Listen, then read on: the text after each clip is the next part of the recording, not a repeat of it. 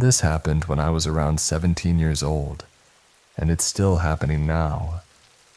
At 17, I felt lost in the world and stuck in a job I disliked, surrounded by coworkers who didn't like me. A lot of it had to do with my accent. I spoke more formally, which made them think I was a rich kid. It all started one Friday after work. The factory I worked at had half days on Fridays, and I would often spend the rest of the day wandering around the city. That day had been particularly rough, with relentless mocking from my colleagues, and I was reaching my breaking point. Desperate for a change, I decided to look for a new job. I visited the police recruitment center, the Army, Navy, Air Force centers, and even the International Red Cross. I just wanted to escape.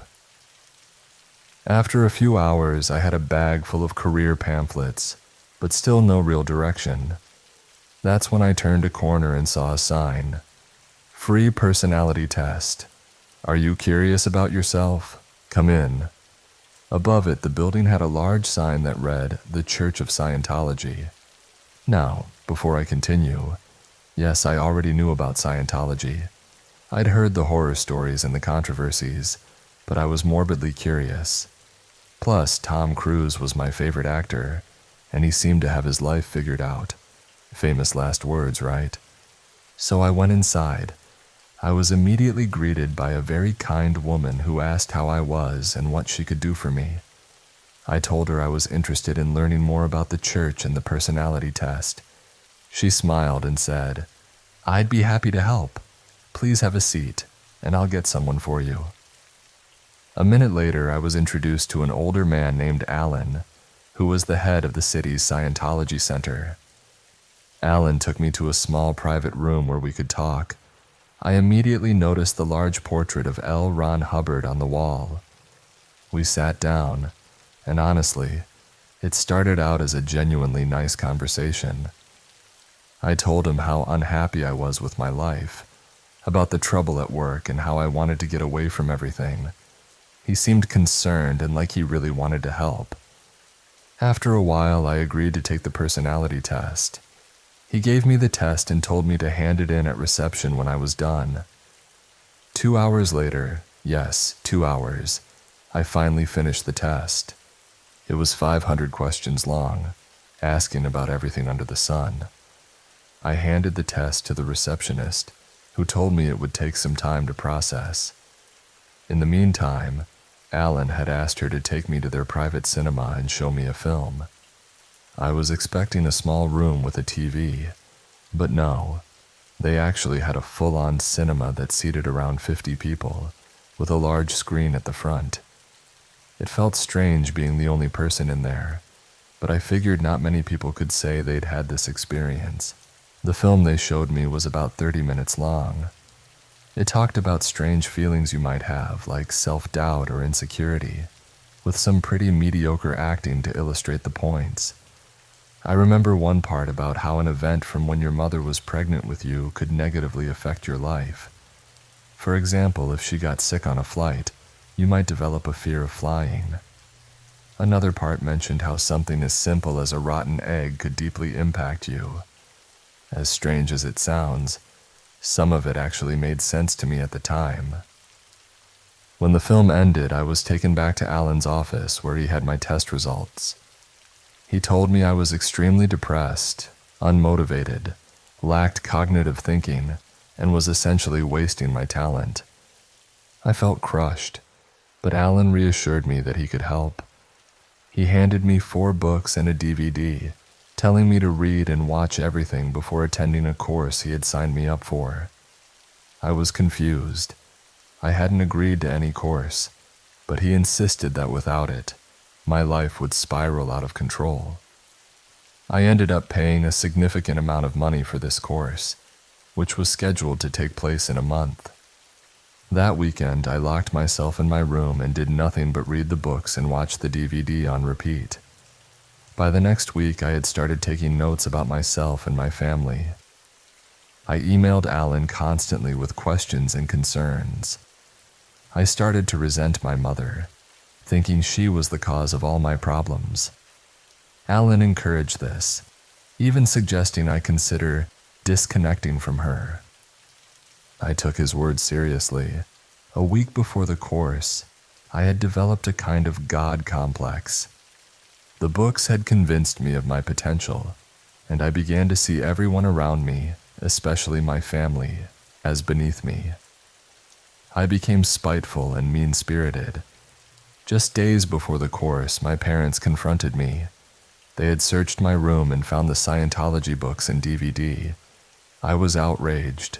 I screamed at them, said horrible things, and told them I was planning to leave them for good. We argued for hours, but eventually they convinced me that Scientology was dangerous. They reminded me that if I was miserable at work, I should have told them.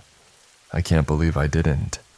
That night, after things had calmed down, my parents comforted me. Despite everything I had said and done, they still cared for me. The next day, I emailed Alan to tell him I wouldn't be coming back to the church. He responded almost immediately, asking if my family had pressured me and urging me to reconsider. Over the next few weeks, he sent increasingly disturbing emails, including one where he implied that if I didn't come back, he wouldn't be surprised to hear I had died by suicide. He even sent an email written entirely in binary code, which, when I translated it, made no sense. I eventually blocked him, but the emails haven't stopped. 2 or 3 times a year, I get messages from the church asking how I'm doing or about my family. I block each new address, but they always find a way to reach out again. The reason I'm writing this is because I just received another email from them the other day, and I want to warn others. Please don't go to a Church of Scientology center. If they can turn someone like me into a hateful person in a matter of hours, imagine what they could do in months or years. If you're feeling lost, sad, or upset, please talk to your family, friends, or a doctor. Don't let someone else turn you into a monster. I'm happy and confident now, but it took time and support to get here. Thank you for reading and have a great day. Oh, and Alan, if you're reading this, you made me into a monster, so for your sake, let's not meet again.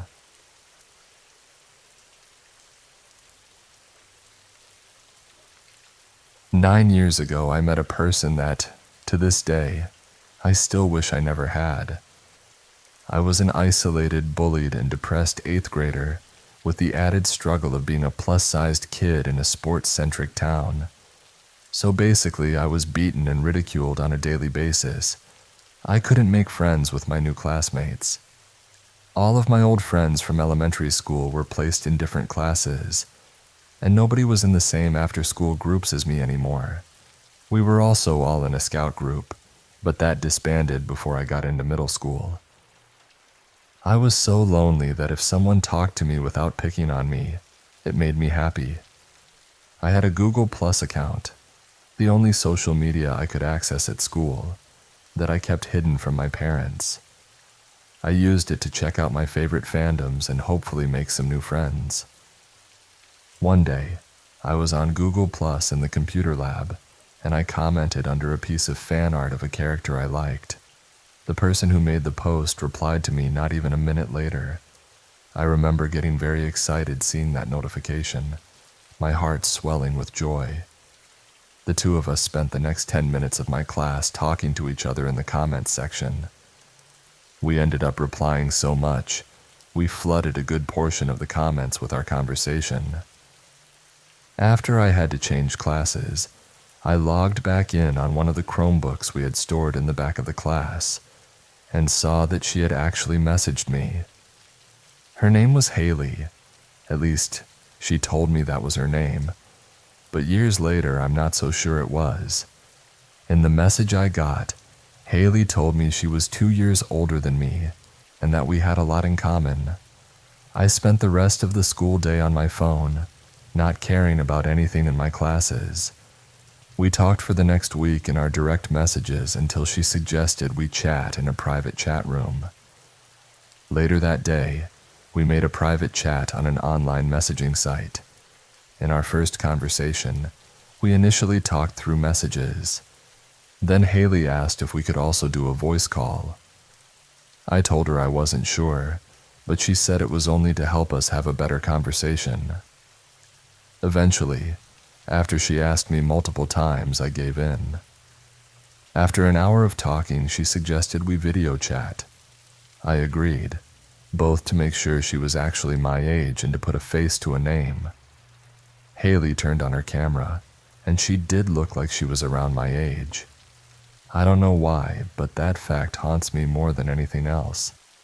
The fact that she looked so close to my age, plus her friendly smile and easygoing conversation, made me feel like I had nothing to fear. So I quickly believed I could trust her. We ended up talking for hours after that, with me practically on cloud 9 the entire time. At the beginning of our friendship, things seemed to be going all right. We told each other about our schools, talked about what we liked, and gushed over our favorite series. We talked almost every day, staying up late and chatting nearly all night. We even exchanged a few silly pictures and memes back and forth. After we had been talking for 6 months, Haley asked if I would like to meet her friends. At first, I was ecstatic. The thought of having more friends made me so excited that I didn't think twice before saying yes. Haley invited me in, and I got to meet her other friends. But I had a completely different feeling about these people compared to what I felt with Haley. Something made me feel unsafe in that chat room, even though they all seemed nice, and Haley reassured me I could trust them. It felt like my instincts were trying to warn me, but I wasn't sure about what, so I ignored it. Most of them were much older than me. In a chat with her main friends, there were 6 other people. Most of them were 18 or 19, but there were 2 guys that I distinctly remember being in their 20s. I asked how they all met, and they told me they met either on another social media site or in real life, but they wouldn't answer any more of my questions. I was naive, so all of the red flags went completely over my head. From constant loud talking to frequently overlapping each other, the calls I was on with them were pure chaos. The messages were even worse, with frequent cursing and topics that shouldn't be discussed with someone who was still a minor. I tried building genuine connections with them, but they all acted dismissive toward me and treated me like I was annoying whenever I tried to join the conversation. Needless to say, I did not like them very much. Haley, on the other hand, was all about them. She would pull the same habits, make the same jokes, and use the same dirty words with the others. They could say something super problematic, and she would laugh right along with them. I was shocked by this version of Haley because she never acted like this when it was just the 2 of us. We still talked a lot, but slowly she started talking to her other friends more than she talked to me. At first, I thought it was fine, but the more she ignored my messages or didn't answer my calls, the more it bothered me. When I called to confront Haley about blowing me off, she went ballistic. She said I was being selfish and that I didn't want her talking to her other friends because I was jealous. I explained that wasn't true, but she wouldn't listen, and then she hung up on me. Haley ghosted me for almost a month, leaving me worried and upset. When she started talking to me again, I was so emotionally distraught. I cried during our first call, apologizing for what I said the last time we talked. She told me it was fine. She just needed some time alone, and she promised to talk to me a bit more. And indeed she did, though not in the way I thought she would. Haley began to tell me she had depression, and that was why she didn't talk to me for a month. I didn't judge her, and told her that whenever she needed to talk, I was there for her. This led to her trauma dumping on me nearly every day, talking about her awful home life, her bad relationship with her mom, and how much she hated herself. I was there to listen and offer kind words whenever Haley called or messaged me about it. This quickly became part of our routine. Almost daily in the middle of any conversation, she would start complaining about something in her day. If not that, she'd talk about how ugly she thought she was or how much her life sucked. and she'd say she wanted to end things. That last part freaked me out the most. I worried about her because we lived in different states, and I couldn't help her in person. Every time she became self-deprecating, I would try to cheer her up, giving her compliments and affirmations for so long that my throat would ache and feel raw. And then, just as fast as she'd bring it up, she'd drop the conversation, and we'd talk like nothing happened. Haley also started calling me for long periods and texting me late into the night. Phone calls would stretch for hours, and her texts would come in until 3 or 4 in the morning. The thing was, she was the one doing most of the talking now. In every phone call, she would take over the conversation. If I didn't message her back quickly enough, she would spam me with multiple texts faster than I could read them. I would try to end the conversation myself, but every time I did, Haley would chastise me for wanting to leave when, not long ago, I wanted her attention. She guilt-tripped me into staying, and it worked. Even if I had lost interest in our talks or didn't want her messaging me during class, I would still let her talk and reply. At least I still had her attention, and she still wanted to talk to me. This went on in a cycle for 2 years, leaving me feeling more anxious and exhausted than anything else ever had. It felt like we had nothing in common anymore. She would either ghost me for a week or text me non-stop for an entire weekend. The topics about her self-worth also got worse. They escalated to her messaging me things like, "Goodbye," or "I can't live like this anymore," without responding to any of my messages or calls. The sight of those messages would send me into panic attacks. Afterward, I would cry for hours. Not only that, but the group chat with her other friends got worse too. Arguments broke out frequently, drama and gossip spread like wildfire, and people were blocked and unblocked almost every few days. I hated talking to them. They began ganging up on me, and Haley was often the first to make rude jokes about me that they would all laugh at.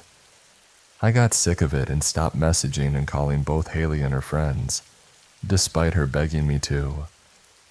One late night while the group was arguing over text, I hit my breaking point. I was tired of the drama and of being treated like garbage. So I messaged the group chat, telling them I'd had enough, then privately messaged Haley that I needed a break. After that, I left both chat rooms, blocked everyone, deleted my messaging account, and cleared the site from my computer's history. Once it was all over, I felt like I had been freed from some kind of prison, and all I could do was cry in relief and euphoria over the whole thing being over. I later found out that all of the pictures Haley had sent me were all stock images and photoshopped. I also found out from a bit of digging through her background, a lot of things didn't add up. I learned that she was actually a lot older than what she originally told me, at least 6 years older than me, meaning that when we first met when I was 14, she was about 20 years old. Many things from our interactions still haunt me. For almost 3 months, I would have nightmares about Haley getting back in contact with me and what she would say or do to me. I have many better friends now, and I am absolutely certain I will never have to hear from Haley again. But sometimes I still wonder who that woman really was, and what was it about me that she was interested in. Hopefully I won't ever find out. So, to Haley, if you somehow ever find this story, let's not meet again. Edit. For clarification, and the fact I got tired of explaining it in the comment section. The pictures she would send me when we would message each other were all pictures of her friends and family, places she claimed to have been to, and items she owned. A few weeks after I blocked Haley, I found them stored on my computer. I got curious, so I reversed image searched the pictures she sent me, and they were all stock photos. Every result I found from her picture led back to a stock photo site, with the only difference between them being that she cropped out the logo of the site from the pictures. Basically, I was lied to a lot.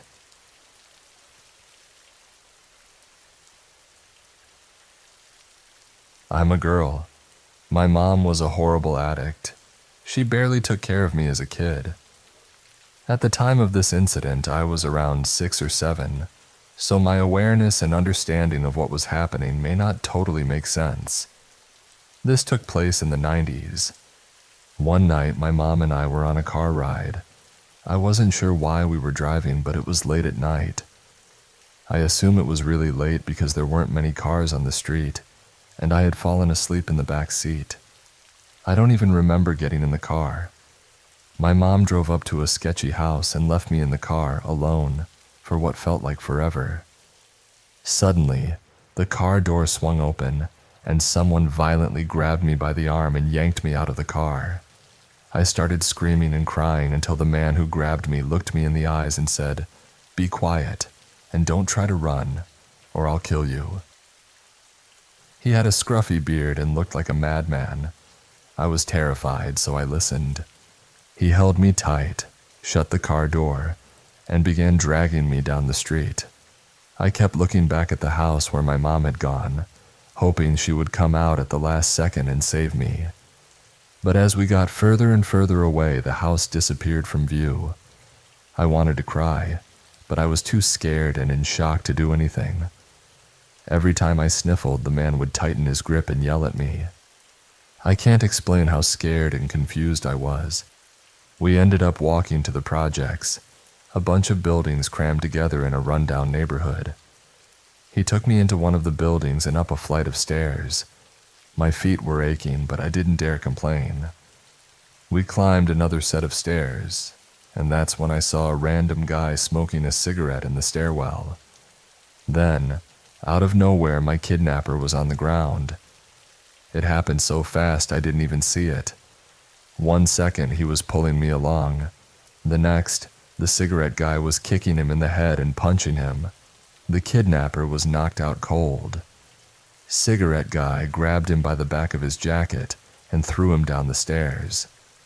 You have no idea how terrifying it is to see a man fall down a flight of stairs, unconscious. There was blood everywhere. I have no idea how the cigarette guy knew to help me, but I'm so grateful he did. Maybe he could see the fear in my eyes, or maybe he just got a bad vibe, but he attacked my kidnapper instantly. Afterward, he started pacing back and forth, swearing under his breath, clenching his fists. I thought he was mad at me, so I started to cry. He looked at me and said, Okay, shut up, with an attitude that scared me. I wasn't as afraid of him as I was of the bearded man, but I was still scared. He began asking me questions. Why are you out this late? Where are your parents? Why would you talk to strangers? I was so confused and in shock that I couldn't answer his questions properly. Somehow, despite my broken answers, he figured out where my mom's car was. I told him something about a house with Christmas lights, even though it wasn't Christmas anymore. He knew the area well enough to piece it together, but before taking me back, he made me promise over and over that I wouldn't tell anyone about him. Not the police, not anybody. He told me the cops didn't like him, and I believed him. We started heading down the stairs, stepping over the man who had tried to kidnap me. He was still lying there, bleeding, not moving. I don't know if he was dead or not, but I hoped he was. Cigarette guy and I walked outside, and he started to panic every time he saw a cop car. He was fast walking, and my legs could barely keep up. When I started crying about my feet hurting, he sighed in frustration, picked me up awkwardly, and kept walking. We went behind buildings and houses, hiding every time a cop car drove by. Finally, in the distance, I saw my mom's car, surrounded by police. Cigarette guy put me down and told me to run to them. The pain in my legs disappeared as I ran toward my mom. She picked me up and hugged me tight.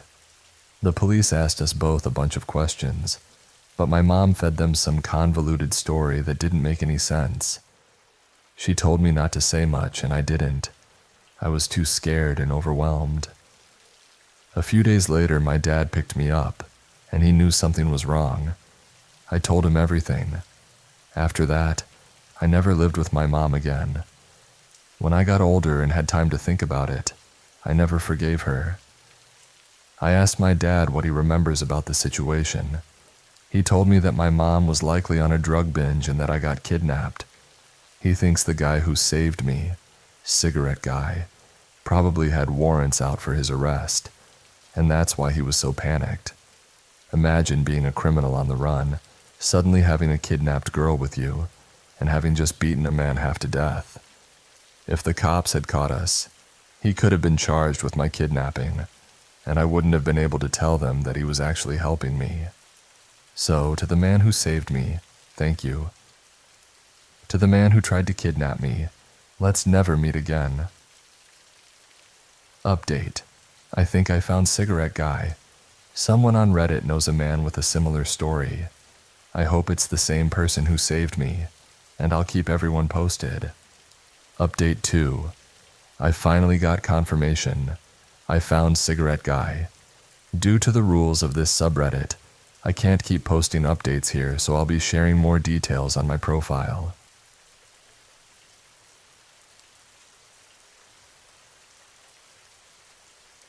So, to start, I'm a transgender woman, and I'm single. On all my dating profiles, I make my trans status very clear, except on Plenty of Fish, POF, because the platform treats any mention of being transgender as talking about sex, and will ban you for it. To navigate this, I simply state that I'm a strong supporter of trans rights. One day, I get a message from a guy. He lives about an hour away and seems kinda cute, but there's something off about him, something a bit creepy. Still, I decide to give him a chance, just like I would want. He mentions he's a smoker, but says he's trying hard to quit and only smokes when he's stressed. We have a decent conversation, and eventually he asks for my number. Without thinking too much, I give it to him, but let him know I'm getting ready for my evening classes, so I'll be slow to respond.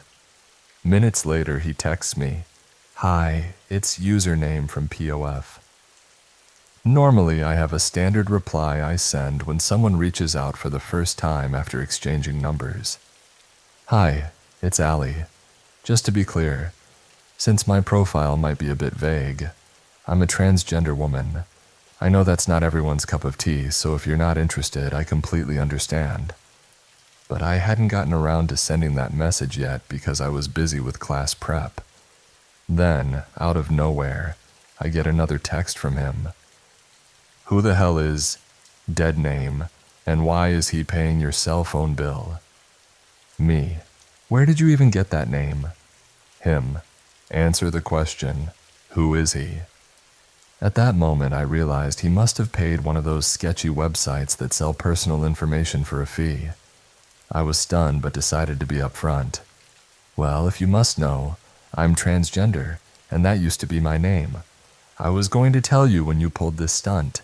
Please do us both a favor and lose my number. That's incredibly invasive, and I don't want to talk to you anymore." His reply sent chills down my spine. "Do you still live at..." Insert my address. "I'm coming to see you so we can talk about this in person." Me, lying. "No, I moved a few months ago, and I'm about to head out as I mentioned. Leave me alone and don't contact me again." Him.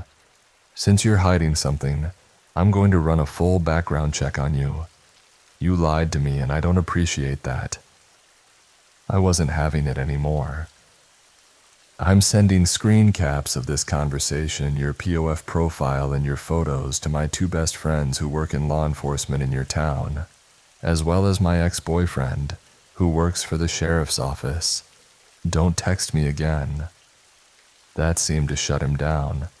I didn't hear from him for a while, but I stayed vigilant, making sure my doors and windows were always locked. I had my friends and ex checking on me periodically. Eventually, it became one of those things I laughed about nervously, just a weird and creepy interaction. Then one day, I thought I saw him in the grocery store. Same dark hair, thick glasses, and that unsettling stare. He watched me as I shopped. My stomach dropped, but I couldn't be sure if it was really him. That night I was alone in my apartment, and I kept smelling cigarette smoke. The apartment complex where I lived had 3 units, but no shared air ducts. I assumed the smoke was from a neighbor's guest, though it felt odd. I stayed up late recording an ASL video for class, and my cat kept acting strangely, making it hard to focus. Finally, around 7 a.m., I finished the video and sent it in. I double-checked all the locks, set my alarm, and went to bed. The next morning, I hurried out the door for school, but something felt off.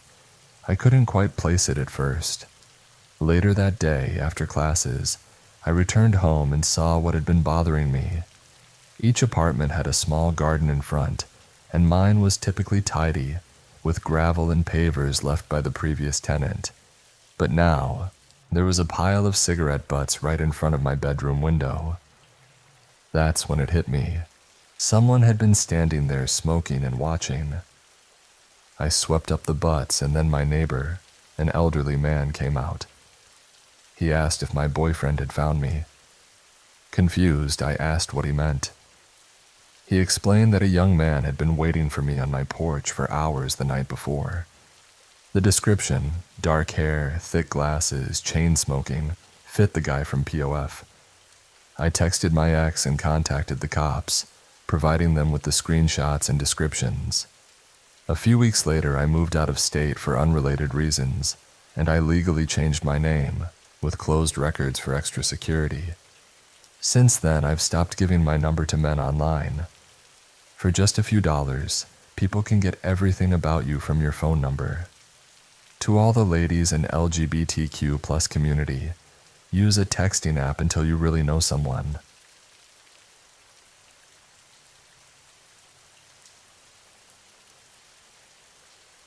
For reference, I work as a barista in a coffee shop inside a larger store. I am one of a handful of male baristas at my shop. I am gay and very open about this.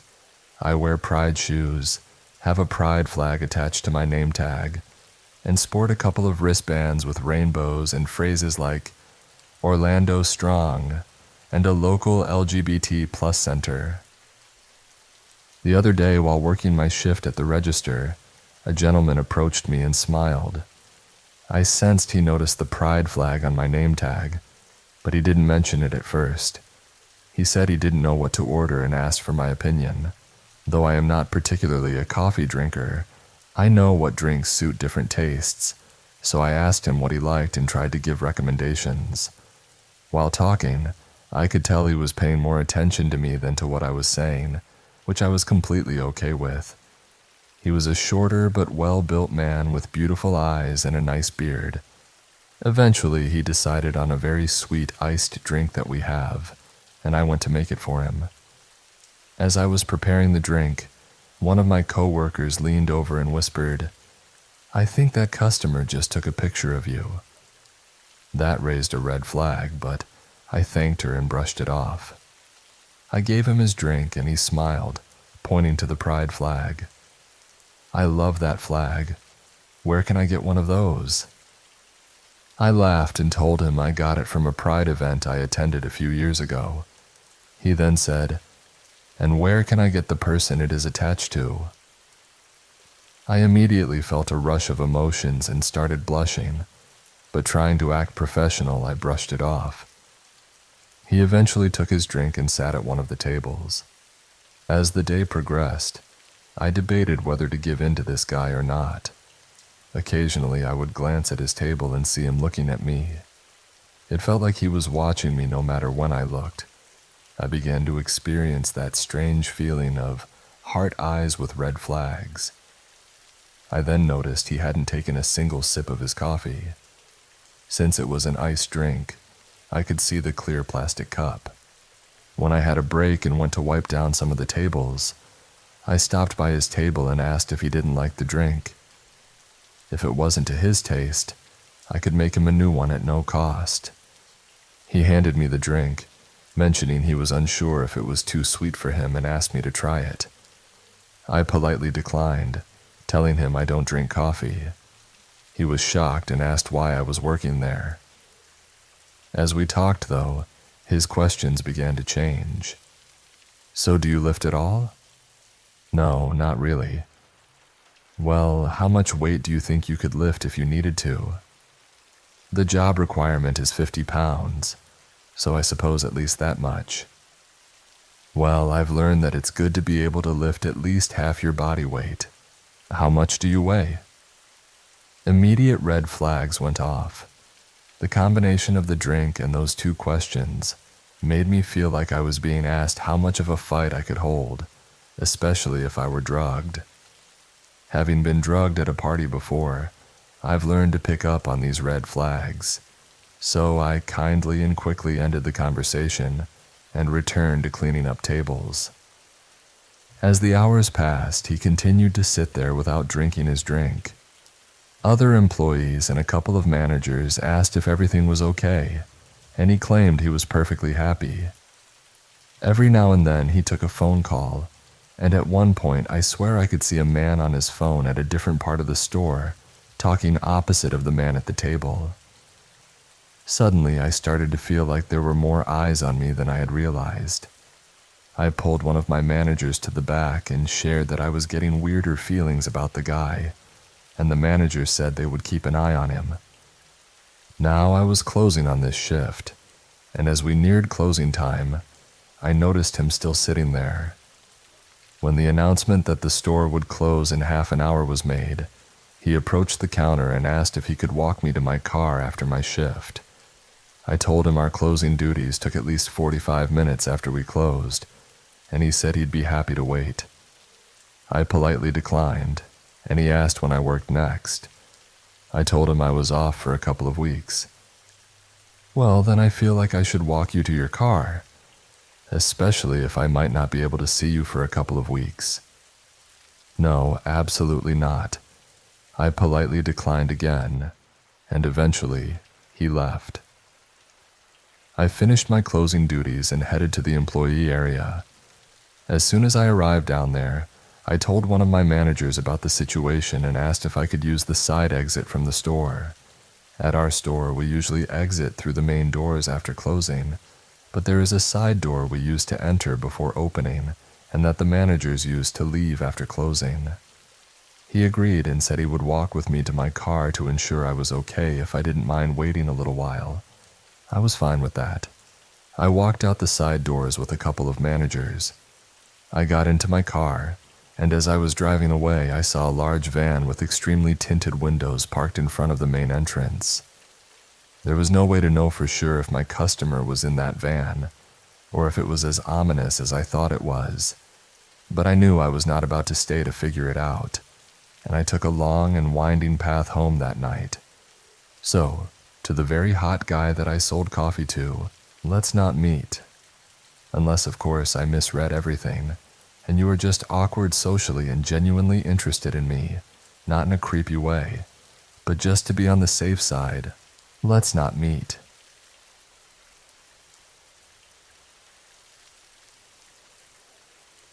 In 2014, I moved to England from Canada to gain work and travel experience, and also to find myself. I ended up living in Essex with 3 other roommates. They were all women and a bit older than I was. I was 24 at the time, Megan was 31, Cherry was 34, and Cassie was 38. Megan was from New York, Cherry was from New Jersey, and Cassie was from Poland. All 4 of us shared a 3-story flat. The back of our home was the living room and kitchen, with a complete glass wall that looked out into the garden, which was completely fenced in. The house had an interesting dynamic, to say the least. I have tons of stories from that time in my life. I adored all my roommates except for Cherry. After living with Cherry for 7 months, I was over her antics. One day I came home from work, locked the door, made myself something to eat, and went up to bed. I brought some work home with me, so I was in my nightgown with all these papers around me and my headphones on, jamming out. I wore headphones because Cherry was out to dinner with work friends, which meant booze, and soon after that, a tantrum was surely to come. I just didn't want to listen to her crazy scream crying. I was working away, completely focused, until I felt something. I looked up to see a man standing over me. I didn't register it right away and passively said, "Cherry's room is on the second floor," then continued to work, as Cherry regularly brought strange men home. He didn't leave. Again I said, "Cherry's room is downstairs, you..." He interrupted me. "I am not here for Cherry." A cold chill raced through my veins.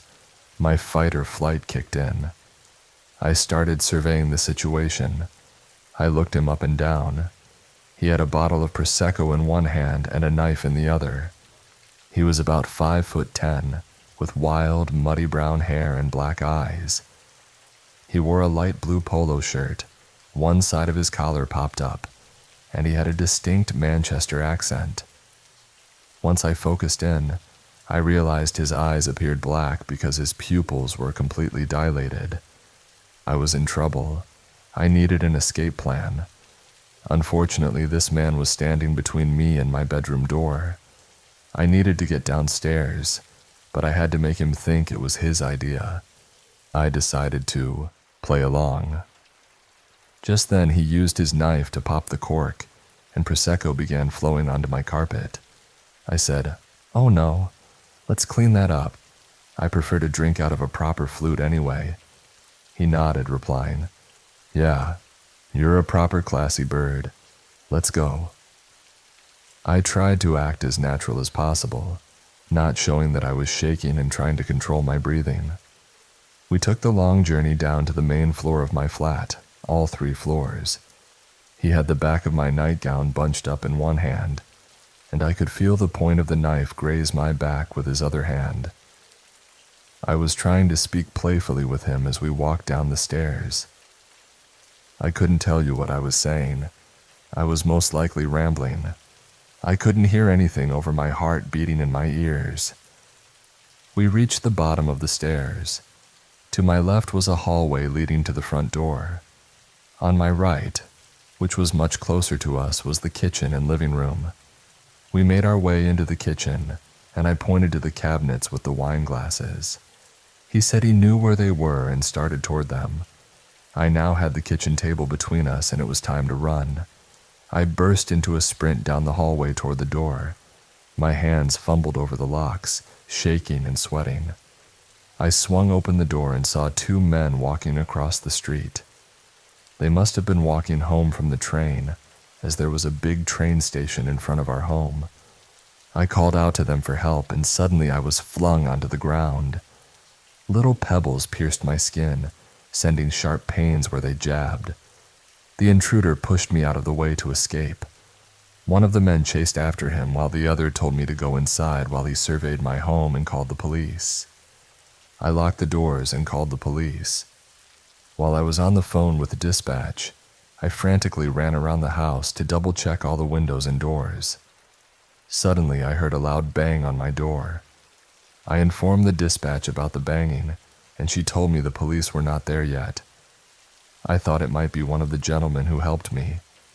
I went to look through the peephole, and it was him, the intruder. He had come back. He was banging on my door, screaming that I had his glasses and that he was not done with me. I absolutely freaked out. The dispatcher attempted to calm me down, but I was losing my mind. She then said, "They are pulling onto your street now. You should hear their sirens." I did. Thank God. The intruder then bolted. One officer jumped out of the passenger side while the car was still moving and chased after him.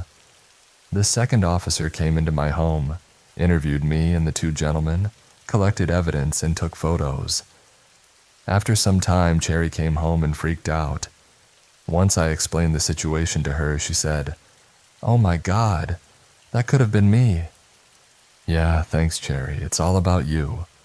The next morning, I was called in to identify a man they had in custody.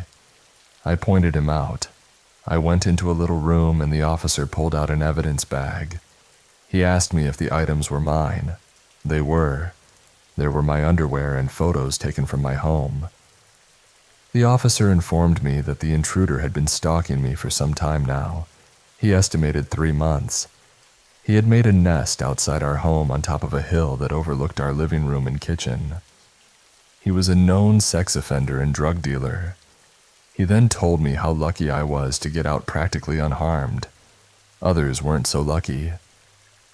To the man who stalked me and broke into my home, let's not meet again. However, I would love to run into those 2 gentlemen again. Every day, I am thankful for them.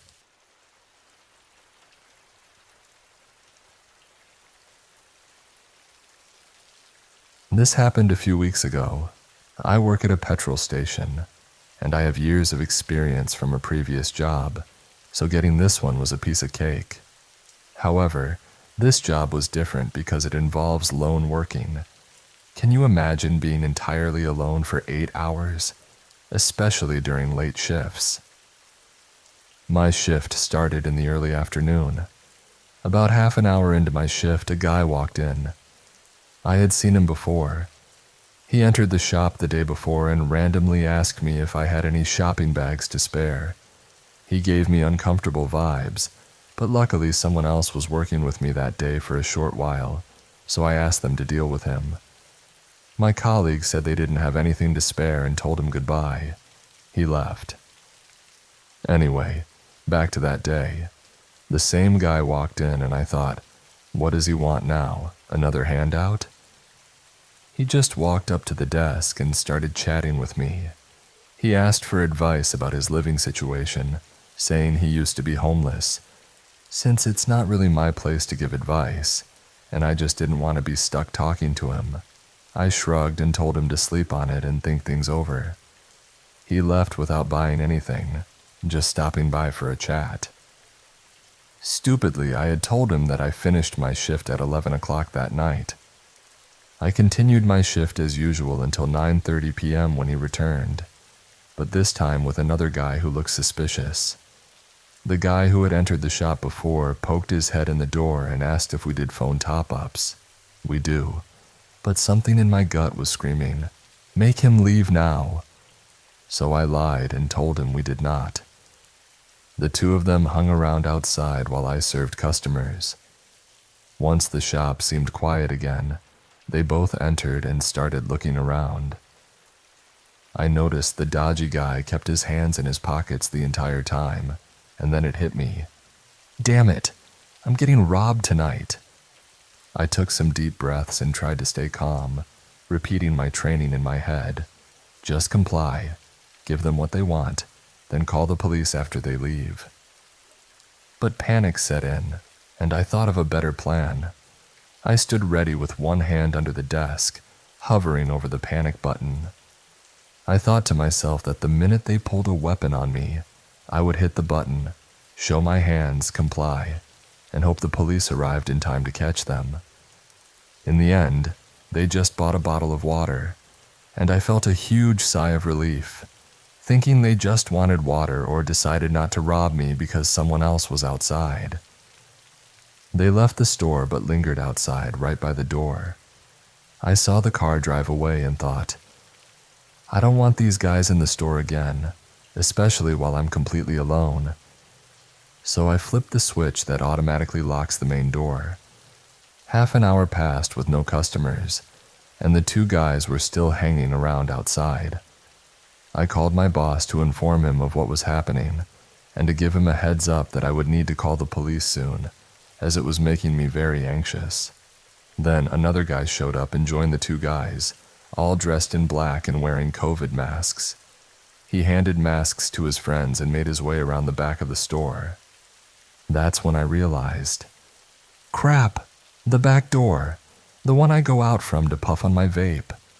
I ran to the back door, slammed it shut, and locked it. At this point, I was scared for my life. These guys were lurking around, and it felt like an hour and a half. I hid in the office watching the cameras. I picked up the phone and dialed the non-emergency number for the police. I was really freaking out. I had to listen carefully while the automated system went through the whole "press 1 for such and such option" thing. I couldn't focus as my colleague called me on my mobile to check in. I told him what was happening, then came out of the office to take a peek. Of course, those guys were right up to the window, knocking to grab my attention. And yes, they saw me with 2 phones to my ears. "Crap, they saw me," I said to my colleague on the phone. Then I came up with an idea. I put the phone making a call to the police down and kept my colleague on the line. I said, "Listen, I'm going to see what they want. Stay on the phone. I'm putting you on speaker. Stay quiet. Don't say a word, just listen. If you hear me say, 'the till is slow,' you hang up and call the police." That's me telling you I'm in danger. I put him on speaker and hid my phone in my bra, then headed to the window. "What's up, guys? Can I help you?" The guy asked. "Why is the door locked?" I took a breath. "That's because we're in night mode now. The doors are locked, but I can serve through the hatch. What can I get you?" They looked at each other and whispered among themselves. The guy said, "We'll just take branded tobacco name and a lighter." "Sure, one moment." I grabbed what they asked for. They pushed a 20-pound note through. I quickly grabbed the 20, checked it, and rang them up. As I had their change ready, I saw one hand through the hatch. I dropped their change into that hand, avoiding contact. "Okay, thank you. Bye now."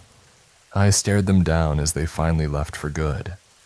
As soon as they were gone, I fell to the floor and burst out crying after holding in that fear for so long. I demanded that my shifts be changed to morning shifts after that night, or I would quit.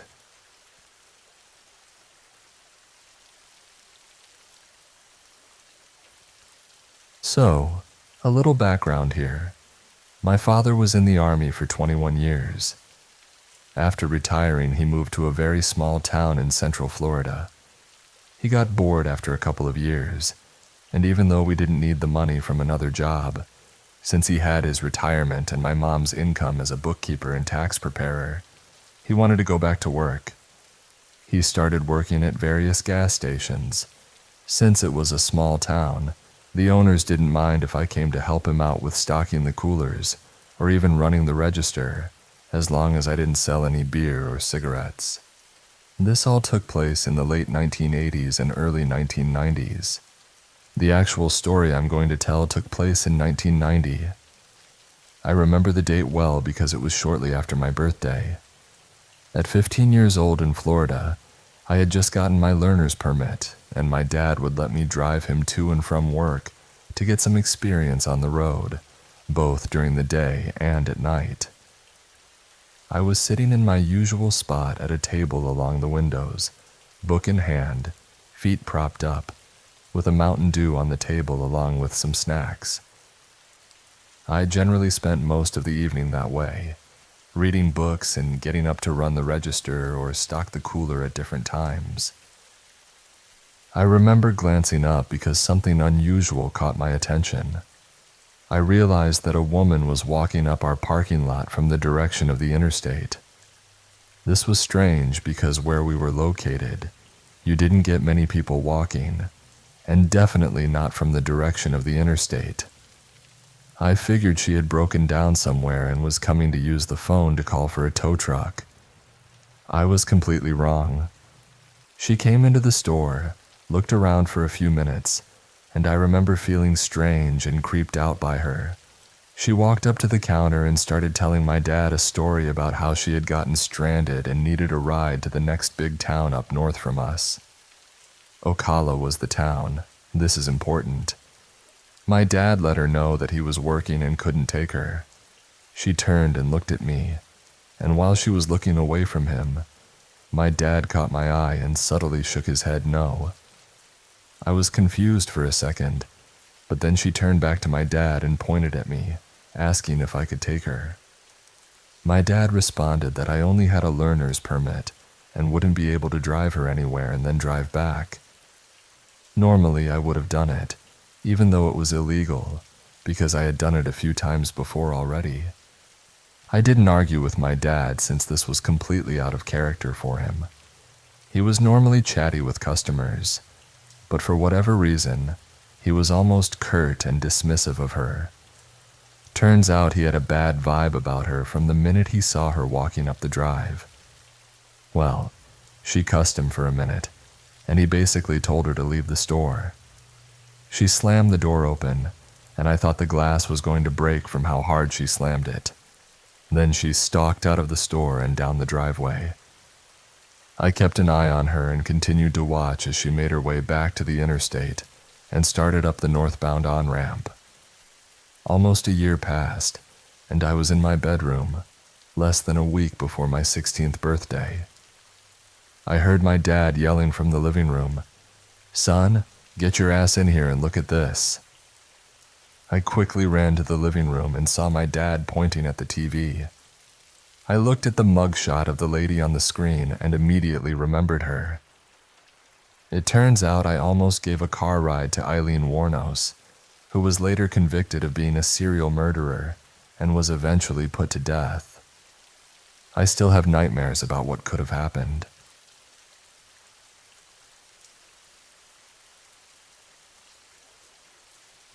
Hey everyone, before I begin, I want to share that I'm Japanese and English is not my first language, so please forgive any mistakes. For about a year now, I've been studying in Australia. At first, I was shy about meeting Australians and making friends because I worried about what to talk about. To overcome this, I decided to join my university's anime and manga club within 2 weeks of moving here. Anime and manga have a huge following in Australia, which was a surprise to me. In my hometown in Japan, it's more of a casual interest. We have some people who love to cosplay, but it's not as common as it seems to be here. I thought joining the club would help me meet cool, relaxed people who shared an interest in Japanese pop culture, making it easier to find conversation topics. I attended my first meeting, and it was really nice. Everyone was kind, and I was enjoying myself when a girl joined our conversation. She had cat ears attached to her head, which I found pretty funny. Suddenly, she looked at me strangely and asked, "Are you Japanese?" I replied that I was and introduced myself. She exclaimed, "Sugoi," which means awesome in Japanese, so I asked her, "Hey, you can speak some Japanese. What's your name?" That's when things took a strange turn. She said her name was Neko-chan, with Neko meaning cat, and chan being a suffix that shouldn't be used for oneself. I laughed and asked for her real name, but she insisted it was Neko-chan. Eventually, I gave up and asked her to say something in Japanese. However, her sentences were short and her pronunciation was hard to understand. She even spoke strangely in English, referring to herself in the third person, saying things like, "Neko-chan thinks you're kawaii." While it's not uncommon for some Japanese girls to speak like this, I found it childish and had never seen a Western woman do so. Still, I was glad she was trying, so I spent the night teaching her some words. But she kept claiming she already knew them, which I suspected wasn't true. For the rest of the night, I felt like I was her hostage. She constantly asked for my opinions on anime and manga, peppering the conversation with small Japanese words like kawaii and sugoi. She even tried to act out character scenes for me and had memorized some theme songs in Japanese. When the night was ending, I told her I had to go because I had a class the next morning. She followed me to the bus stop and waited with me. Still feeling uneasy about her, I reluctantly gave her my number when she asked for it.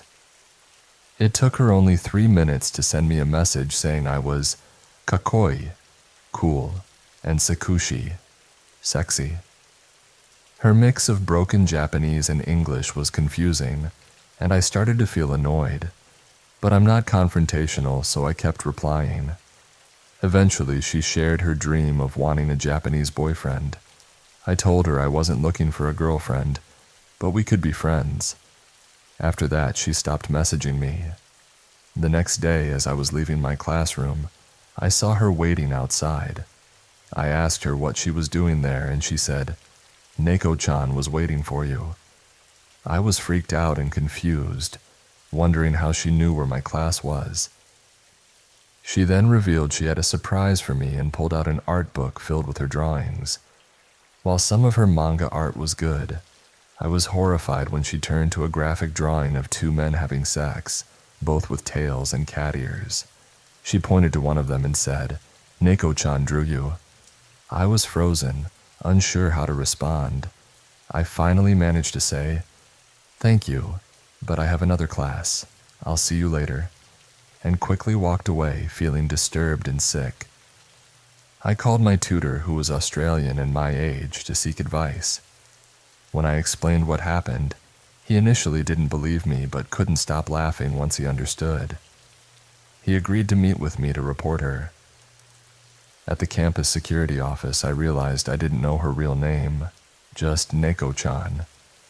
They asked me to message her to meet in the courtyard so they could escort her off campus.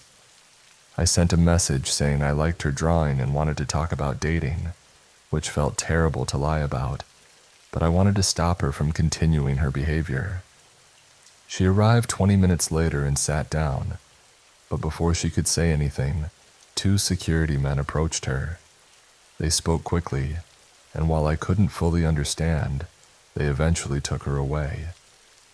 I'll never forget the look she gave me, a mix of sadness and anger. I felt truly awful. Afterward, the security informed me that she wasn't even a student and was actually only 15 years old. I had no idea. I never saw her again and didn't return to the club, even though the other members were normal. Thinking back on that experience still freaks me out. My tutor ended up teaching me the meaning of the term weeaboo. I live in the outskirts of one of the largest cities in the Northeast, in a quiet section of the city with a small town feel.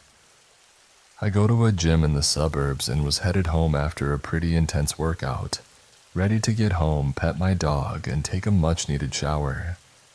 Now, to get back into my section of the city from the suburbs, there is an old 4-lane bridge that leads into a few of the main streets of the neighborhood. The lanes aren't separated by markings, but there are signs on the bridge, and everyone respects the 2 cars per lane policy. As I was driving across the bridge, I stayed in the right lane to go straight across, as the left lane is a turn lane. As I reached the end of the lane, I noticed that the car at the end was over into my lane by about a foot, and I did my best to cut around him, one of my tires ending a bit up on the sidewalk as I made my way into my lane. I glanced over at this guy, didn't flip him off or act aggressively, but I'm sure my face expressed my thought of, "What the heck are you doing?" The light turned green and I went straight across, and noticed that the car that had been blocking my lane, despite being in the turning lane, went straight as well. Looking at my rearview mirror, I could see an illuminated Uber light in his windshield. I continued up this semi-residential street, stopping at each stop sign on the way up, this car remaining behind me the whole way. As I was already thinking, this guy doesn't know how to drive, I kept an eye on my rear view as I approached another main street in the area. As I was waiting at the light, I noticed that this guy had turned his Uber light off, and something in me realized that something was wrong. I'm not sure what it was, but that Uber light gave me some sort of comfort that this guy was working, and his conscious act of turning it off made me uneasy. As I turned onto the main street, I made the first left turn I could, and the Uber made the turn behind me. I was now on a residential street, but as I knew the area, I drove at a conscious pace, making a couple of turns, heading toward the highway. The Uber pursued, his bumper about 1.5 feet from mine. Halfway down the residential street, there was no doubt in my mind that I was being pursued. Now, despite having a very buttoned-up office job and a soft-spoken personality, I don't necessarily think I'm a prime target for being chased. I'm a big guy. I'm between 6'5" and 6'6", a little under 220 pounds, muscular, and have a ton of tattoos. I'm sure this guy saw me as I pulled up next to him on the bridge, and from my glance at him, he looked older and much smaller than myself. While the thought of pulling over and escalating things did cross my mind, with the rate of gun crime in my city, that thought was gone as soon as it came. All I could focus on was getting to a safe place and making sure this maniac didn't find out where I lived. As I turned onto the highway, he followed again, cutting across several lanes and accelerating to catch up to me. I made the first right I was able to, then led him down a winding maze of back streets, his car inches from my bumper the entire time. I wasn't paying attention to one-ways, stop signs, or speed limits at this point. I just knew I needed to get away. All the while, the Uber followed, matching my speed and taking every sharp turn I did through the maze of streets. Realizing that I needed to get back to a more populated area in case this guy decided to shoot me or hit my car, I headed back in the direction of the main street, spotting out of the corner of my eye the parking lot of a fast food restaurant that provided a shortcut to the main road. I blasted through the parking lot, this man speeding in after me, and I felt hopeless. If this guy was willing to follow me through all of that, he couldn't stop until he caught me. I weighed my options as I turned onto the main street. The police department was about a 10-minute drive away, but there were several lights and crosswalks between myself and safety. I decided that I would head through the back streets in that direction, trying my best to lose him as I went. I didn't want to give this guy an opportunity to get out of his car at a red light and hurt me in some way. I had to head in that direction and pray that I didn't hit any red lights. As I rounded the corner out of the parking lot, my worst-case scenario was revealed. A red light with a car already stopped, opposing traffic, and a one-way street to my left with a car ready to make a turn. I know it was irresponsible, but I didn't hesitate. I merged into the oncoming lane and made a left, going the wrong way down a one-way residential street. A few beeps from other cars around me rang out, but I didn't care. I just prayed that I had made an irresponsible enough maneuver to throw this guy off and create enough confusion to get away. I looked in my rear view and didn't see headlights. I drove to the end of the block of the one-way, made a few random turns down side streets, and pulled into the parking lot of an apartment complex, turning my car off.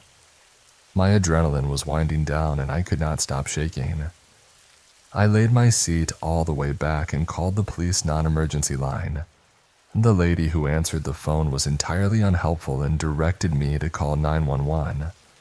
All I had was a brief description of the car and the guy, whose face I could not recall well, but the police told me they were just going to write it up as a disturbance.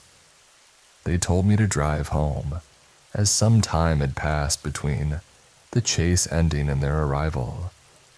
Being the ever-paranoid person that I am, I parked several blocks down from my house, changed clothes in my car, put on a hat, and walked home, on the lookout for this guy and his car the whole way.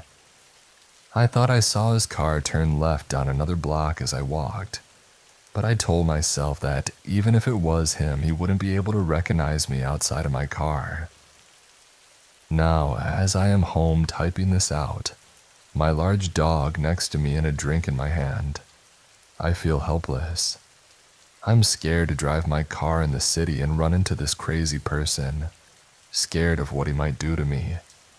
I'm worried this guy will drive around and see my car, find out where I live, and try to come after me or my family in some way.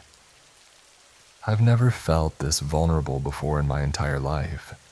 I've never considered purchasing a weapon, legally, but this encounter is making me consider it. All I can do now is try to move on and hope that he doesn't get any rides in the area. So deranged Uber driver who chased me through the back streets of my city because he didn't understand traffic patterns, let's not meet.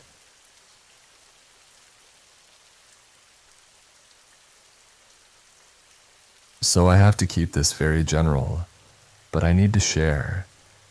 This is a long post and it's my first time posting, so please be kind.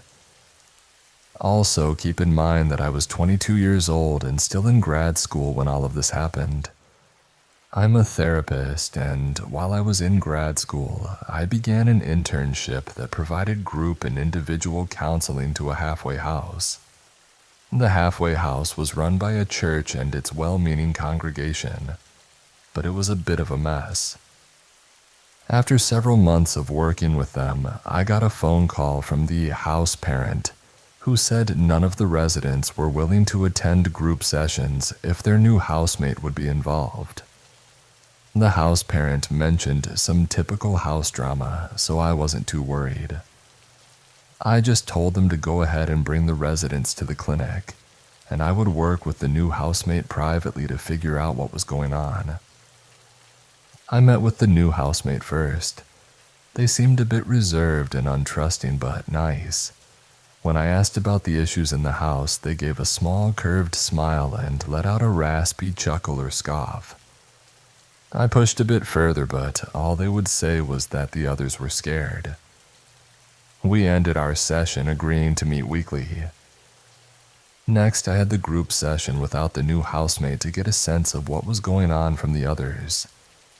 When I walked in, I could tell something was seriously wrong. Their faces looked terrified. Their appearances were disheveled, and they were all looking anxiously at each other. I asked what was going on, and no one answered. Instead, they asked me what I thought of the new housemate. I redirected the question back to them, and the anxious eye contact continued. I asked again and reminded them that change and growth couldn't happen without honesty. Finally, one of them started talking, and here's the story from their perspective.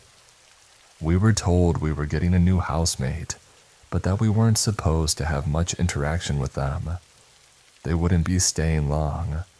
No one would tell us why the new housemate was getting the only private bedroom or why they wouldn't be participating in our classes or group activities. They just told us to leave them alone. This went on for 2 weeks, and then they started letting the new housemate hang out and participate in things. They made some strange comments that made us uncomfortable, but we just ignored them. They wouldn't sleep. Every night after they thought everyone was asleep, they would leave their room, come into ours, and check if we were actually asleep by holding their finger under our noses. Then they'd leave and walk through the backwoods. They always came back by morning. We told the house parent, but they just told us to keep quiet and not talk about it. One night after dinner, we turned on the ID channel and the new housemate was watching with us. A few minutes into the episode, they got up and walked into the woods. They usually did this late at night. A few minutes later, we heard it. Their name in the episode. We couldn't be sure, so we went to the computer and checked. They had tortured and murdered several women. There are more details to this story that I can't share.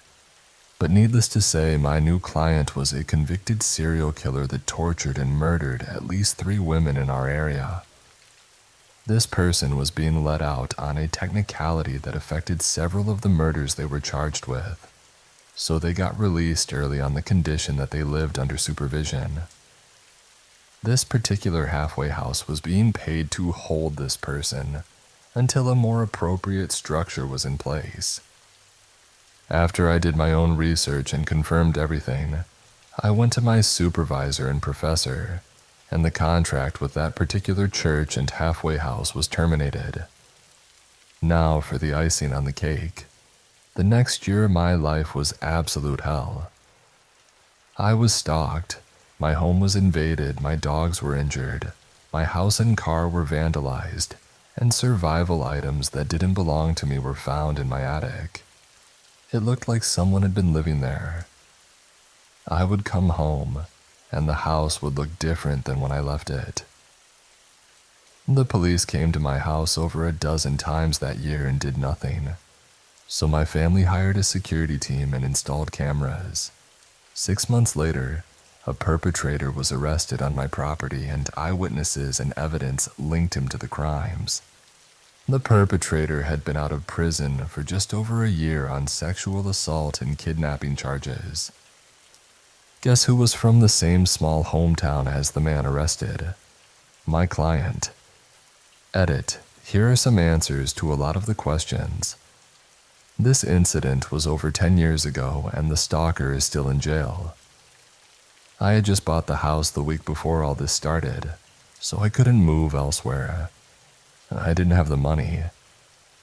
Several friends offered to let me stay with them, but the police and my psychiatrist believed the stalker would follow me because he was already fixated on me.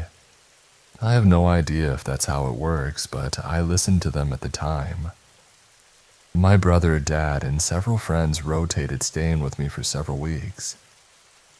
There was no evidence of a connection between the stalker and the serial killer, but my brain sometimes begs me not to believe that.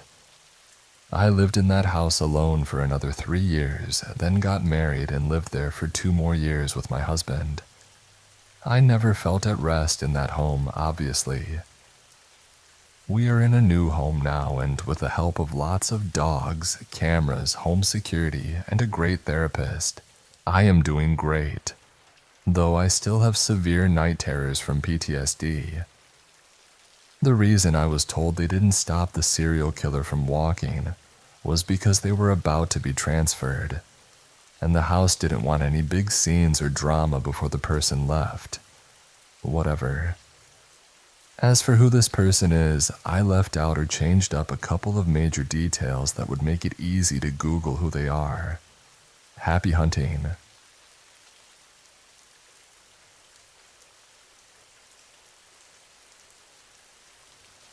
I live in a city with a public transportation system. They have been extremely short-staffed, and more often than not, you have to call to make sure your bus is even coming. On weekdays during business hours, the public transit operator will order a lift for you to get to work if your bus isn't showing up or if they're short a driver. On Tuesday, I was at the bus stop after checking multiple times if my bus was coming, only to find out that it wasn't. They ordered me a lift, and this nice older gentleman was my driver. We had casual conversation, and he started asking personal questions. I'm a bartender and already super friendly, so I didn't think his questions were ill-intentioned. I told him I'm not married and that I'm pretty much a loner. I basically go to work, go home, and spend time with family. He then says, I'd marry you in a heartbeat. Again, I'm just thinking he's being funny or nice. I asked him to drop me at the downtown grocery so I could pick up some things I needed for work. When we stopped, he said he was joking and that he's married and has a son my age. He asked if I was interested in maybe meeting him. Since I have a terrible track record, I figured it wouldn't hurt meeting someone outside of my circle and comfort zone. So I gave the man my number and we parted ways. The next morning, he texted me and asked if I needed a ride to work. I told him he didn't have to do that and that I was sure my bus was running. He said it would be his pleasure and that he'd pick me up at my house at 3 o'clock. Then about an hour later, he asked if I wanted to have lunch with him before work. I told him I was busy and couldn't do that. He said, "Okay, see you at 3. He showed up at 3 and let me know he was outside. While I was finishing getting my things together, I opened the door and he was starting to walk up my stairs to my house. I told him I was ready and that we could head downtown. When I got in the back seat, he turned around and said he had a confession. He told me that from the time I took off my mask, his heart danced like a butterfly. He said he hadn't been able to stop thinking about me since the day before, and that he'd love to spend time with me. He even said he'd pay me for my time if I spent a day with him. That's when I started to feel really uncomfortable. The whole ride was making me cringe, but I knew that in a situation like that with a predator, playing nice is safer than freaking out. He continued on the entire ride about how he loved me at first sight and wanted to make me his Lebanese queen. As we got closer to downtown, I started to feel relieved. He dropped me off at my hotel and said, "See you tomorrow." That evening at work, I checked my phone after a busy happy hour, and he had texted me a couple of times. He sent a picture of the hotel and said he'd wait for me to get off work to give me a ride home. I told him I already had a ride, but thanked him anyway. Thursday morning, I was out running errands with my mom and sister. He texted me and asked how early he could pick me up because he couldn't stop thinking about me. I asked him to please stop and told him I was with family. He continued to text me all day and evening, begging to see me, telling me his heart was aching for his Lebanese queen. I just kept asking him to stop. Friday morning, things escalated. He told me he loved me no matter what. He said he told his wife about me and that he wanted a divorce because he was in love with me. I told him to please not do that and that it wasn't right to treat his wife that way. He said it wasn't my fault, that they were drifting apart anyway. Then he said, "I'm picking you up for dinner at 5:30 and I'm not taking no for an answer." I ignored the messages during the day and just went about my day off. Around 5:25, my video doorbell rang, and he was standing on my porch for at least 15 minutes. I told him I wasn't home and that he should leave. He continued to text me, begging to come pick me up from my parents' house. I was home the whole time but was too scared to let him know that. I eventually called the non-emergency police line, but he had already left by the time I got through. I filed a general report, but technically they can't do anything unless he's standing on my porch threatening me. They advised me to report him through Lyft, so I did. I haven't heard anything since, but the whole thing was just creepy.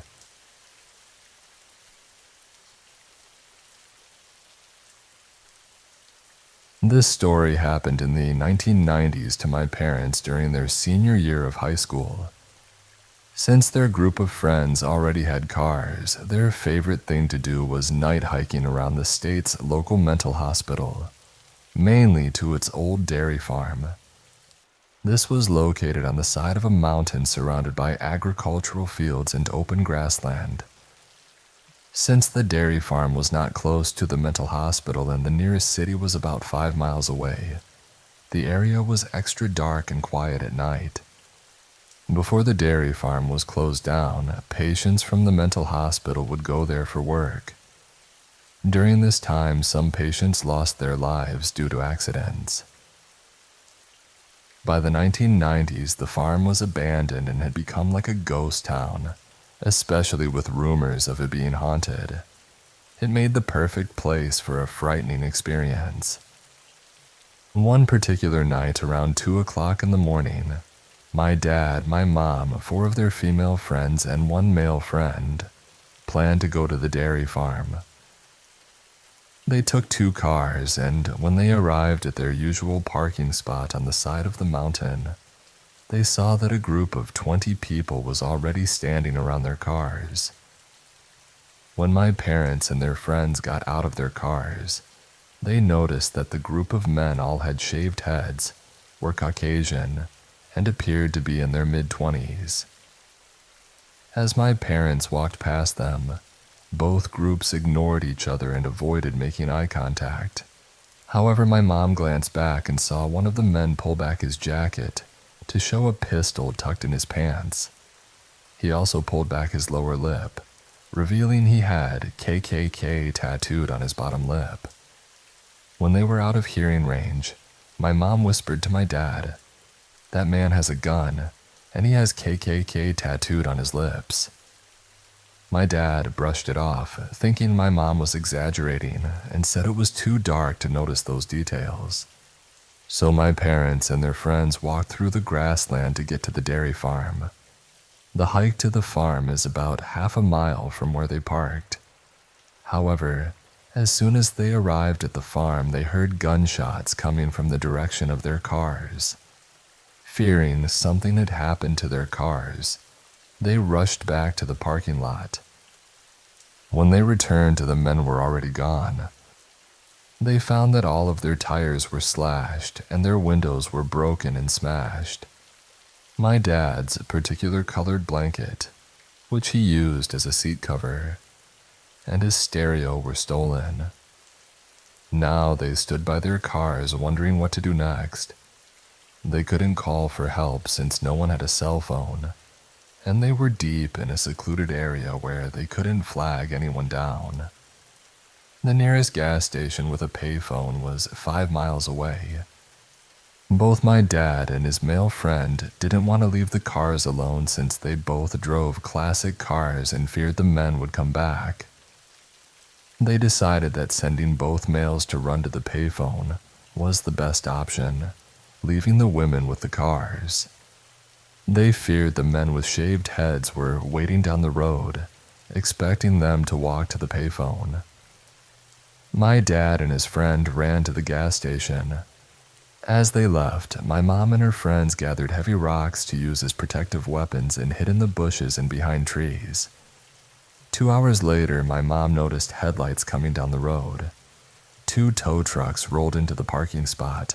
An immense fear spread through the group until they saw that out of the tow trucks came my dad, his brothers, and the friend. They hooked up the cars to the tow trucks and left quickly. My dad told my mom that as they were running down the dark and empty road, they kept their eyes open just in case the men were hiding with their car lights off. Luckily, they got to the gas station without any problems. This next part may be hard to believe, but it's 100% true. 2 weeks later, my dad managed to get his car fully repaired and drivable again. My mom and dad were driving to the local store where they parked and got out of the car. A man was walking towards them. As he got closer, my mom realized it was the same shaved-headed man who had flashed the gun at her. My mom immediately told my dad, but just like before, my dad denied it. Then, 2 weeks later, at the same store, my mom and dad were sitting in their car when my mom saw a car pull up next to them. As the man got out and stood by his car, she quickly noticed it was the same man from before. My mom told my dad, who again denied it. But my mom looked into his car and saw the very recognizable, colorful blanket my dad used as a seat cover. This was when my dad finally connected the dots and got out of the car to confront the man. However, the man, realizing what was happening, jumped back into his car and drove away. They didn't have time to get the license plate. The next week, when my dad was filling gas into his car, a car pulled up right behind him. It was the same man. My dad immediately confronted him, but the man's friends got out of the car and one of them pulled out a gun. The man with the gun told everyone to get inside the car and the group drove away. It has been almost 30 years and they have never seen those men again. To this day, my parents still wonder if all those encounters were a coincidence or something more sinister.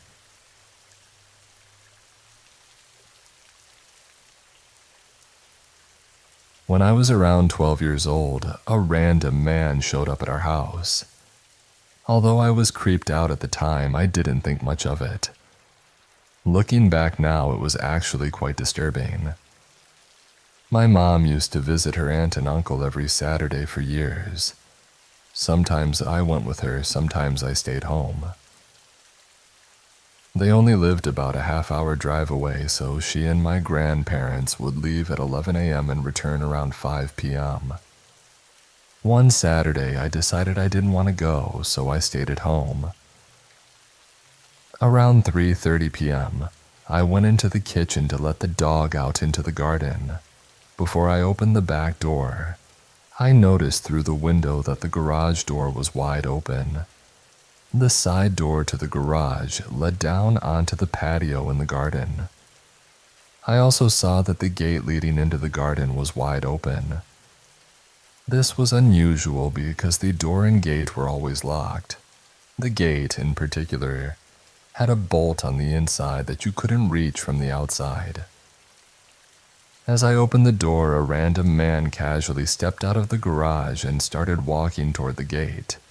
Still standing at the back door, I called out, "Can I help you with something?" The man looked at me, not particularly surprised, and walked over.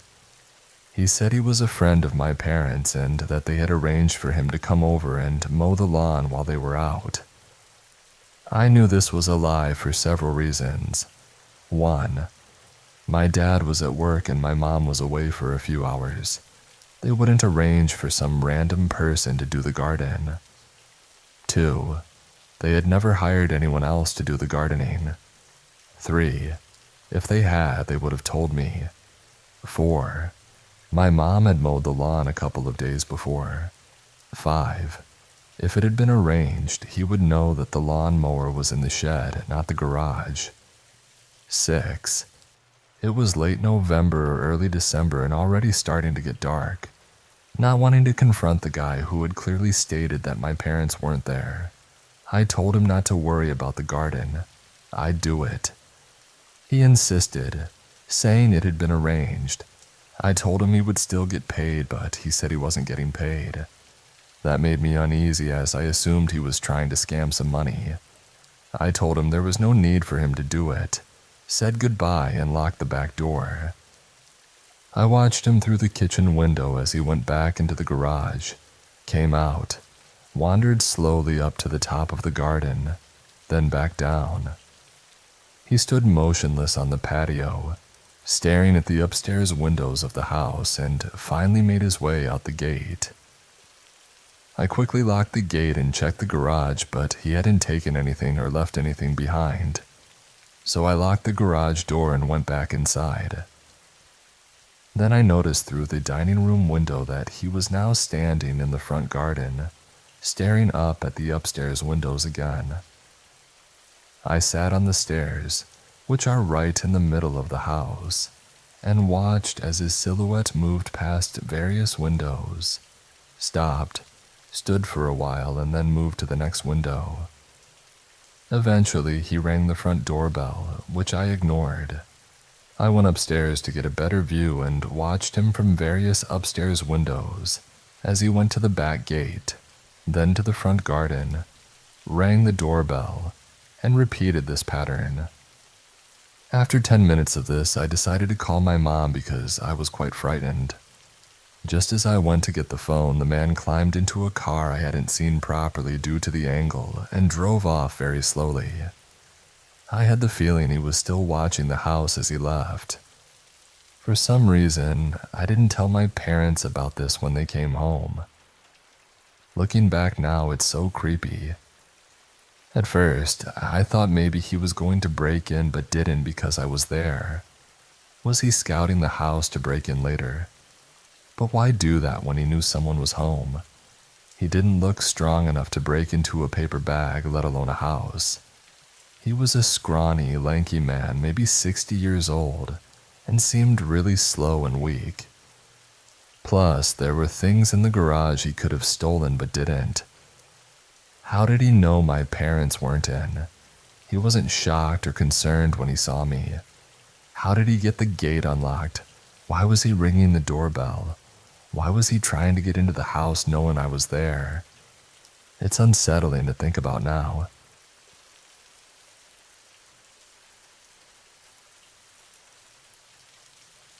This is so bizarre. This isn't even a memory I forgot, just one that I basically turned into my own fun anecdote to make it less scary. 11 years later, it's incredibly scary, and I know how lucky I was. For context, I was a freshly turned 21 years old and had recently rediscovered a love of dance and started enjoying concerts and festivals. I had attended my first festival when I was 20 and had the most amazing time volunteering and meeting people. It was a last-minute and unexpected situation that first year. But after the incredible experience I had, I was hooked. It's important to mention that I was extremely naive and obviously new to that kind of scene. So the next year I had cut off the friends I had gone to festivals with before, but still had friends of friends who went to the festival that I got along with really well and had good memories with. So even though I was going to my second year at the same festival, I was going solo and just camping with friends of friends, which I suppose was the beginning of the problem. I got going kind of late, so when I arrived at the festival, the lines to get in were extremely long. I had packed diligently, but the service wasn't great, and I was having a hard time contacting the semi-friends that I was camping with. By the time I found them and had set up, it was dark. It was a newer but pretty large festival, and I have a really bad sense of direction. In future years, I would learn to bring battery-operated or solar lights and obnoxious decorations because of this night. It was also in a different location that year, so being unfamiliar with where I was camped and my surroundings, that was the second part where I messed up. My ex-roommate Tom and his girlfriend Gina were the ones I was closest to. We all went to the first show together but got too turned too quickly. I realized the night was going to go sideways, but by the time I realized, Tom and Gina had wandered off, leaving me completely alone. I tried to find my way to my tent, thinking I'd lay down for a bit and be okay, but I couldn't remember how to get to it or where it was. It was dark, and I was starting to panic, not knowing how to find my campsite or anything. I was wearing a crop top and jean shorts in the high desert at nighttime, so it was starting to get cold. I wandered over to the disco area because it was the first thing I found. It had a legitimate disco ball and everything. I wandered around and saw a woman in the most unusual clothing, almost pioneer-like, so I went to talk to her. To this day, I genuinely don't know if this person was real. That's how messed up I was. We ended up wandering around, again not sure if this was a real person or a hallucination, trying to find my campsite when we reached the RV and car camp area. A man who looked to be in his early 30s with glow sticks asked if we wanted any, and we said yes. She went first, and as soon as the glow sticks were on her wrist, she went skipping away. I called out to her to wait, but she didn't stop. The man looked at me and said, "Are you okay? Do you think you can find your friend?" I stupidly said, "Oh, I don't really know her. I can't find my campsite, and she was helping, but oh well." He responded, "You remind me a lot of my little sister. I wouldn't want her running around lost like this. Look, my buddy and I are going to watch some shows, and I wouldn't feel right leaving you. You could stay in his RV for a few hours to sleep it off." Obviously, I was too messed up, too young and too naive to see where this would go, and I stupidly complied and followed him. It was fine at first. It was a toy hauler, I think that's what it's called, so the back end was like a U-Haul that stayed open. The first guy put on an album I had previously loved as a teenager but now can barely listen to, tucked me in and left. I didn't see his buddy at that point. Fast forward God knows how many hours. I had been tripping out to this music and actually getting to the point of being okay when they came back. For the record, I didn't request this particular band, it was on a loop. The first thing that happened was the guy who had told me I looked like his sister climbed on top of me while I was half conscious. Then I felt the second man in his hands. I was still very out of it, but I immediately told them to stop and said I wasn't in a place for that. They got angry, and the one who had gotten me there was the most frightening. I saw his eyes change in that moment, and knew I was in serious danger if I couldn't get away. I needed to get away from them. I don't even recall formulating a plan. I remember the main man saying, "We helped you, now you owe us." and then I slammed my knee into his groin. I may have forgotten that he was on top of me at that point. All I remember is running for my life into the very prickly bushes, not knowing where I was going but desperately running away. The second man seemed a bit nervous about the whole thing and didn't do much except for touch me while the other one held me down with the weight of his body. I met a couple of kind souls who calmed me down when I was completely freaking out, crying, covered in dirt and thorns, and they gave me a safer space. I didn't sleep that night as I could no longer trust the kind stranger, but I also couldn't find my camp. It was only 10 yards away as I discovered the next day. To the two men who tricked me, trapped me, and would have done something inevitably bad to me. Let's not meet again, and also screw you both. Edit. I forgot to add this because it's a pretty intense memory for me, but I'm pretty sure the only reason I got away is that they were on something. I hadn't even met the second man before, so I don't know about him, but the one I did meet seemed crazed and very amped and out of it. And yes, I know the whole thing was stupid of me. I was not even a month into being 21 with very little life experience.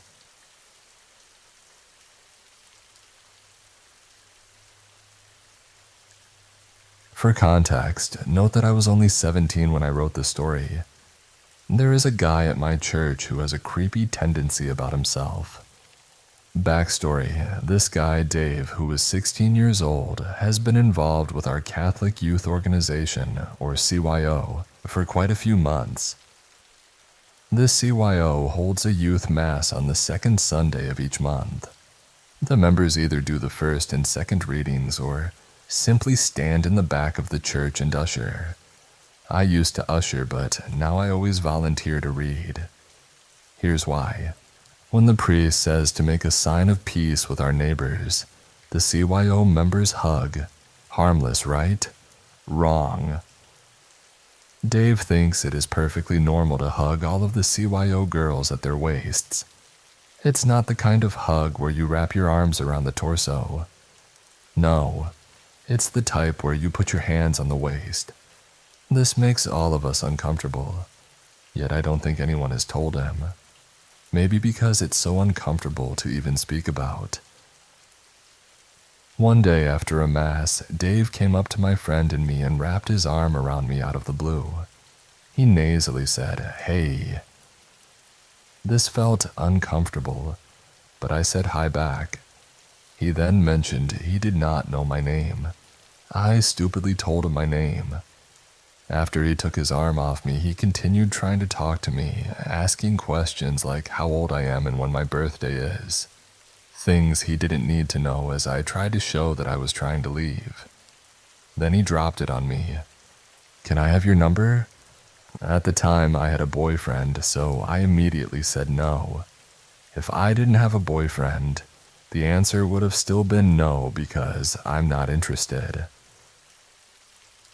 After talking with the other CYO girls, I found out he had apparently asked for every girl's number except for my friend's. A few months later, I saw him at the Halloween party the CYO was hosting.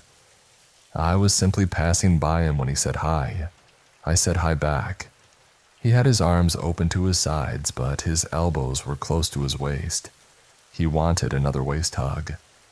I wanted to say no, but I only stood there in silence.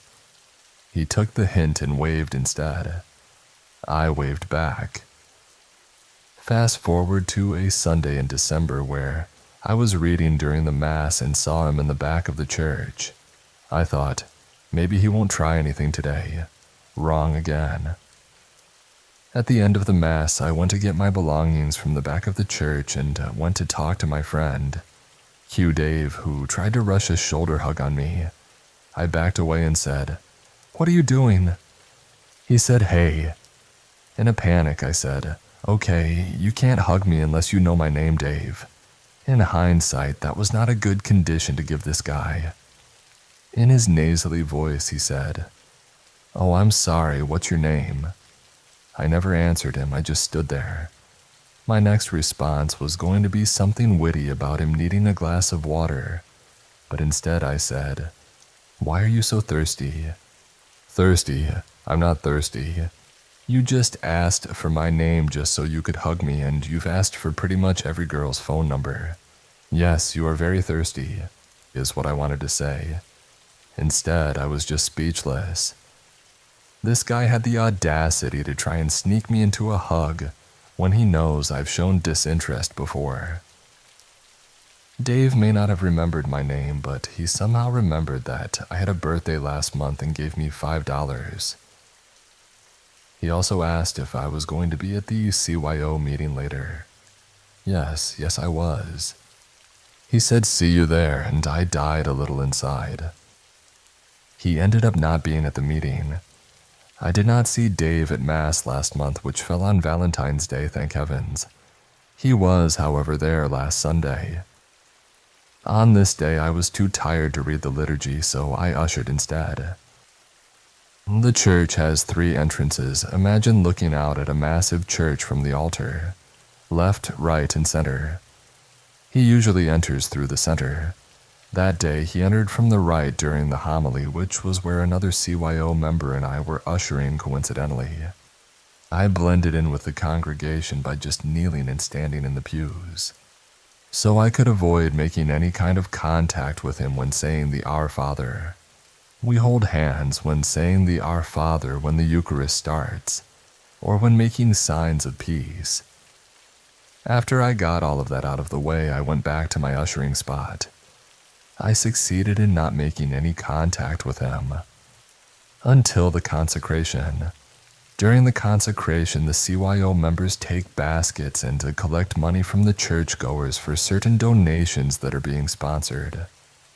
I moved to the back of the church where Dave was nowhere to be found.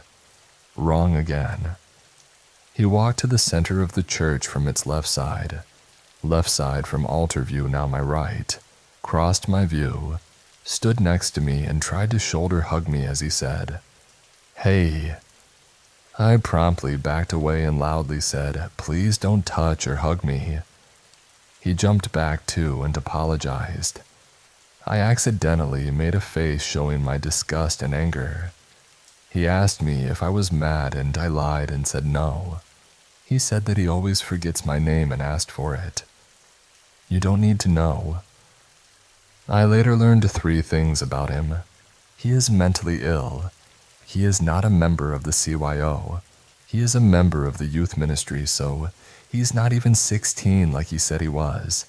He is actually 23. Today, my friend, her cousin, and I were selling tickets for the Good Friday fish fry the church is holding. I wasn't even worried about seeing this guy today. But I did. I was sitting at the table handling the money, while my friend and her cousin were standing up handing out flyers. Dave appeared from nowhere, hugged my friend, and came over to me. "I still can't hug you." "No, you can't." He laughed. "Why can't you tell me your name? Can't I just be nameless?" He laughed again. He decided to move over to my friend's cousin, who I guess is not even 13 yet. "What's your name?" I'm thinking, he can't be serious. The girl just stood there, obviously creeped out. My friend was just as uneasy as her cousin. He had another question for her. "Do you have a boyfriend?" That is where I drew the line. "Dave, get away from her now." So he did. He came back to me. Against my better judgment, I asked him how old he is. Instead of telling me 16 like a few months ago, he told me he is 15. Once again, against my better judgment, I said, "No, you're like 20. He started getting mad at me for accusing him of lying about his age, so I dropped it. I finally told the CYO leader about the things he's been doing for the past few months. Apparently, no one told her about all of the creepy hugging, asking for every girl's number, and asking if the girls had a boyfriend. A lot of them knew he was mentally ill and thought the best thing to do was to ignore him. She said she's going to pull him to the side because that's not okay. I honestly don't remember if she said anything else, but I knew I couldn't stick around any longer and left.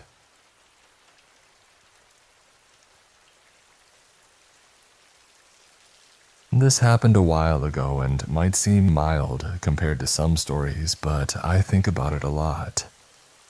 When it came to getting my driver's license, I was a bit of a late bloomer. Living in the city made it less of a big deal since walking, public transport, and rideshare apps were all very accessible, and I had no trouble getting where I needed to go. Most of the time, I used Uber to get to work and met a lot of the local Uber drivers. Some of them knew me by name. While there were a few encounters with drivers who acted a bit creepy, none were as unsettling as one particular experience that still scares me to this day. I was about 23 at the time, working an office job downtown.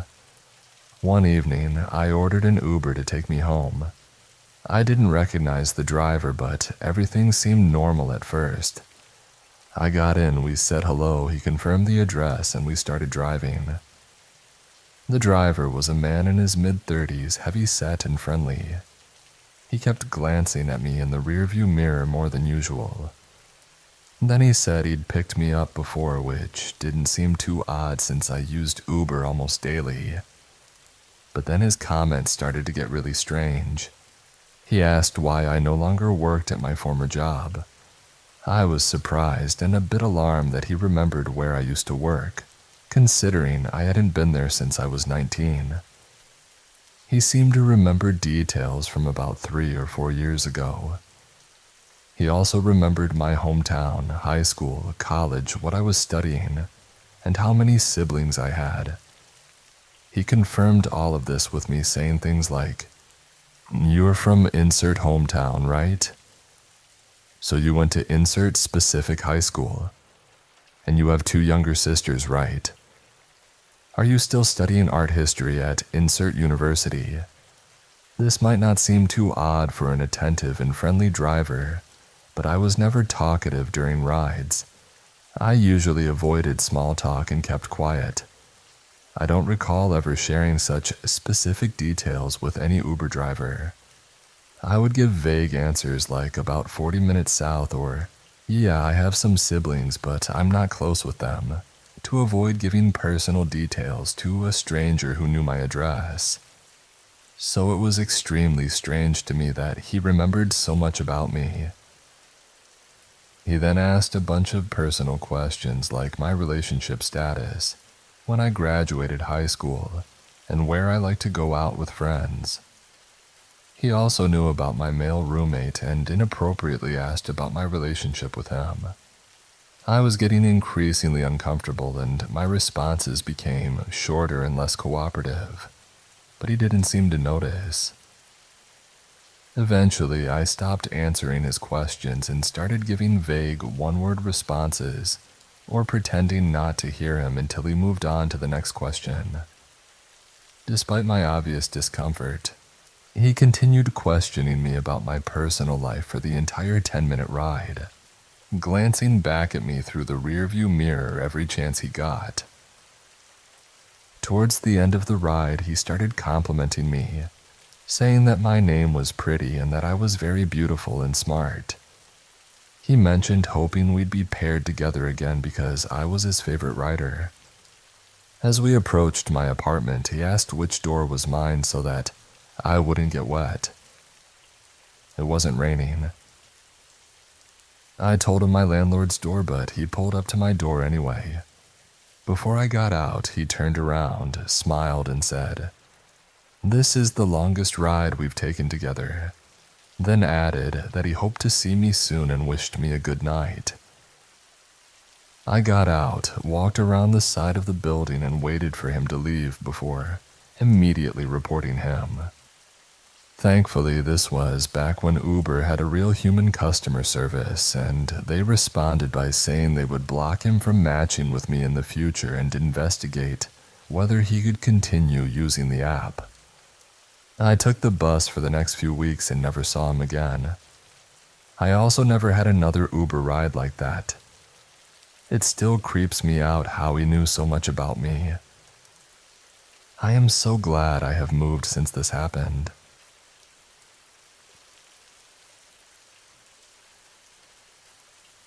This memory popped up today from 2 years ago, and it's definitely one of the scariest encounters I've had. It taught me to trust my instincts. On September 4th, 2022, I was at home waiting for my boyfriend to get back. It was getting late and I was impatient, so I decided to go out and get snacks from the gas station by myself. We lived in a city that wasn't the safest place for a 22-year-old woman to be out alone at night. It was common to hear gunshots, see cars being stolen, and there had been armed robberies at both gas stations near my house. But I was hungry, so I went anyway. On my way to the gas station, my boyfriend passed me on his bike as I was almost there. This detail turned out to be crucial. It was around 11 p.m. when I pulled into the 7-Eleven and parked by a pump. Before I could even take my keys out of the ignition, a woman was standing at my passenger side door, trying to talk to me through it. To give some background, my best friend and I had a carjacking attempt in another city before this. Since then, I always locked my doors the moment I got in my car. I had done that this night too. I stayed in the car and told her I couldn't hear her, so she walked to my side of the car. She said her ride couldn't pick her up because their car broke down and she needed a ride, showing me texts on her phone. I told her, "I'm really sorry, I don't help people at night," and drove away. I was annoyed that I didn't get my snacks, but didn't think much of it. Just before arriving home, I took a left turn onto a curving road with a shopping center on the right. The first light on this road leads to my neighborhood, where I make another left turn. As I took the first left and approached the shopping center entrance, a car swerved in front of me and stayed on the center line all the way to the light.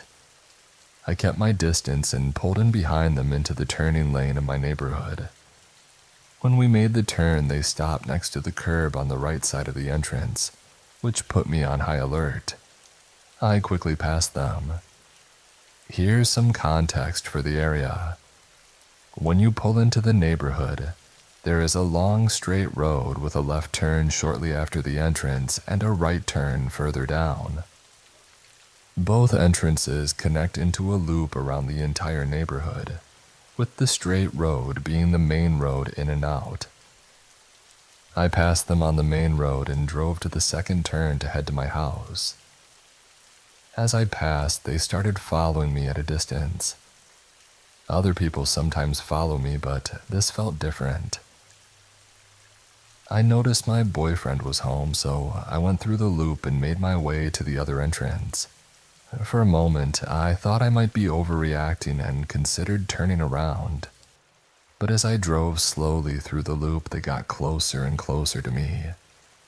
After the last speed bump, a man was walking to a dumpster and they backed off significantly. I took this chance to drive away quickly. I turned left back towards my house on the main road, yelling at Siri to call my boyfriend.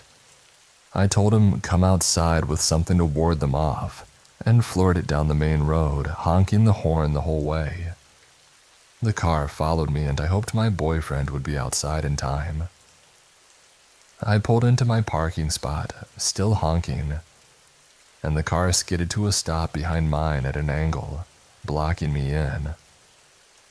Two men jumped out of the car while I stayed inside, terrified.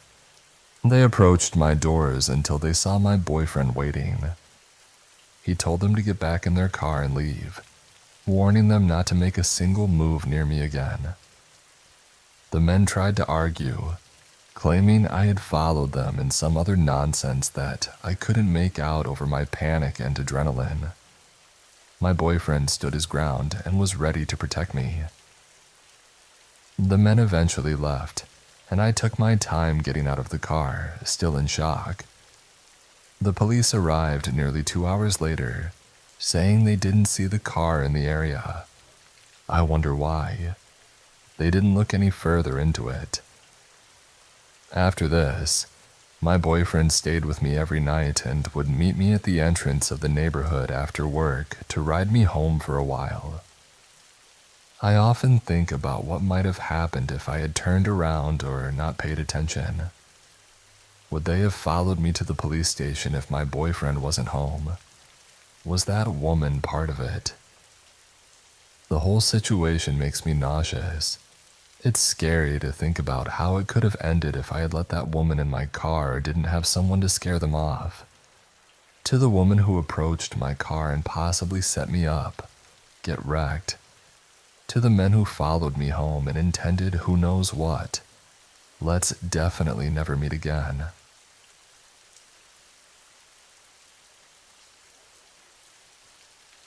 This happened a year ago, so the details might not be perfect, but it's worth sharing. During my senior year of high school, I attended a party called Frosh or Slosh, which is a party hosted for the graduating class. I went to the party but didn't drink or smoke due to personal medical issues. Almost everyone else at the party was drinking or smoking, and people got pretty turned. The party started winding down around midnight, but I decided to stay behind because there were a few young and inebriated freshmen waiting for their rides. By 1 a.m., only a few kids were left, and I made sure they had rides before leaving. I walked to my car, which was parked alone and away from the main party area.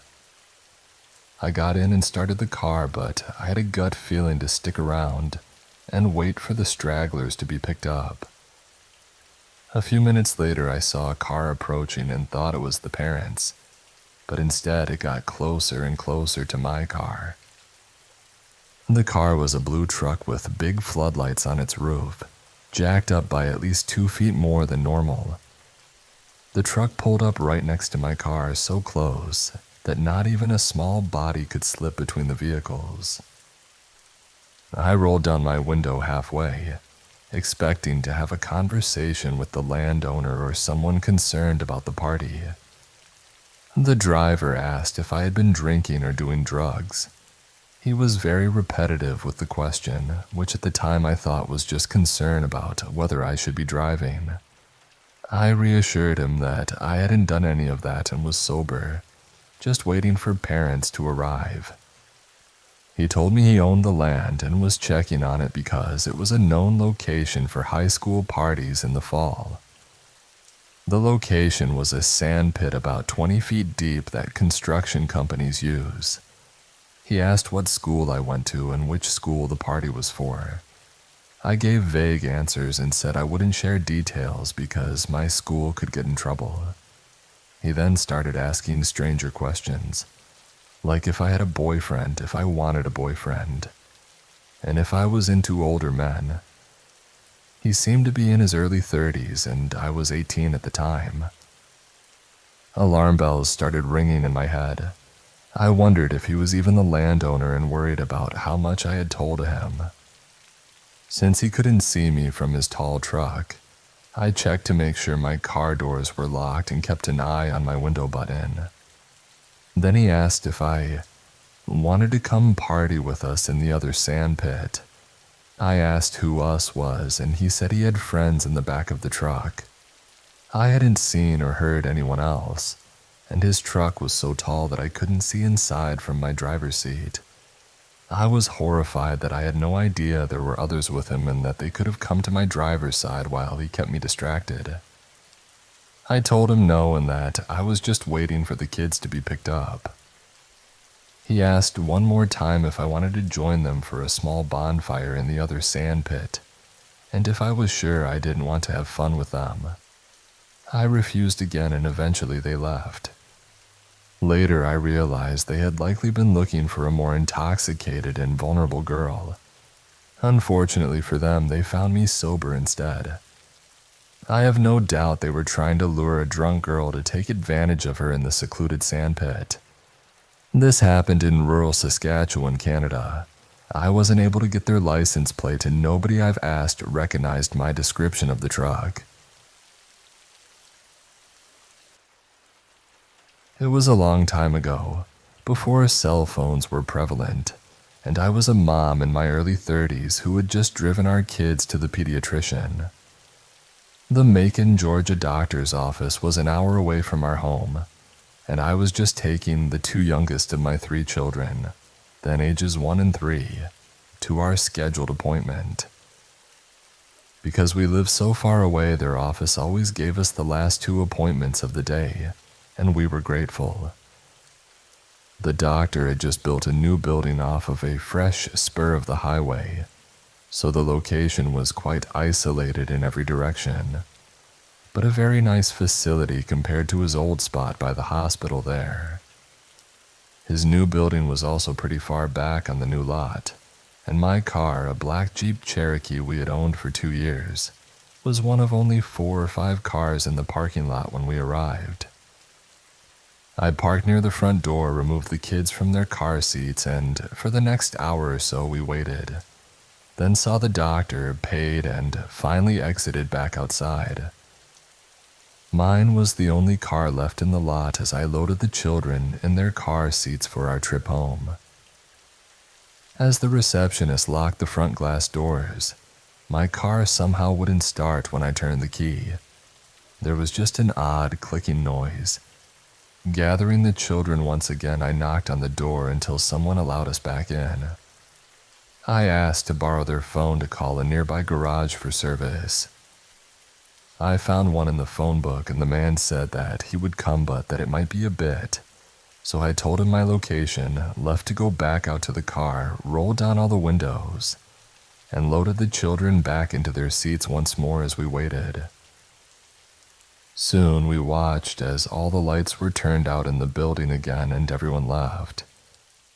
Their cars departed one by one from behind the building somewhere, leaving us now completely alone in the parking lot. As it was still light, I spent a lot of that time trying to tend to the children, digging through our car for snacks and a bottle, making sure that they weren't getting too hot, and so on. Although the service station attendant said that it was probably going to be quite a while, I was pleasantly surprised when a truck pulled into the empty parking lot pretty soon, and a man got out of his pickup. He smiled and nodded to me, saying he was going to raise the hood. He was middle-aged and a bit scruffy, but quite frankly, many gas station attendants sometimes look that way, especially at the end of the day, and I was grateful when he began doing something under the hood almost immediately. I sat down again in the driver's seat with the door open, waiting for him to tell me to try the engine, but he seemed to be taking a long time checking the connections, and I longed for him to just grab jumper cables, yet he never did. Without getting out of the car, I asked him what he thought was wrong, and he said, "Oh, it's just a loose wire, not the battery," and continued whatever he was doing. I couldn't see his face at all from where I was sitting, but his hands were slightly visible through that long horizontal slit between the windshield and the raised hood as we waited. More than once he said that it was merely a loose wire, and if I would just come up here really quick, he would show me which one it was, so it would never happen again. I remember kind of smiling and shaking my head, saying that sadly there was no reason to show me anything, as I didn't know anything about cars.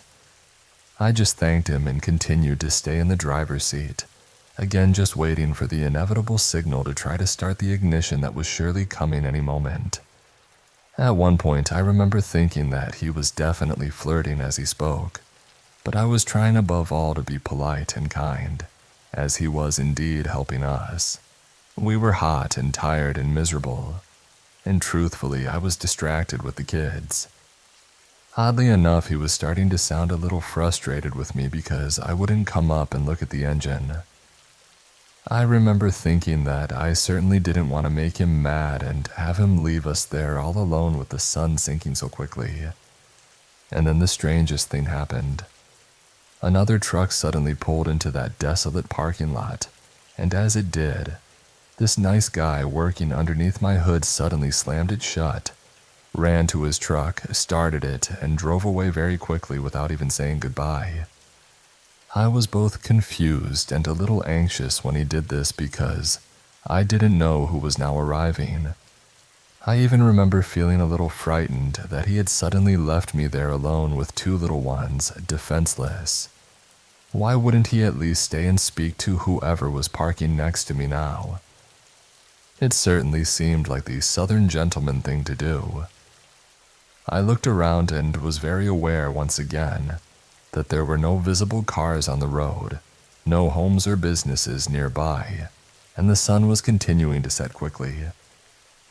As this new, also unmarked pickup pulled in next to me, I got out of the car once again, this time more apprehensively. Upon exiting, though, he immediately introduced himself, and his name and voice seemed to match who I had spoken to on the phone much earlier. He then actually called me by name, apologized for being so late, and finally smiled and stared towards the road, pointing and asking who the man was that had just left so suddenly. Relieved and unfazed, I just smiled back in surprise and told him, "Well, I don't know, I thought all this time he was you."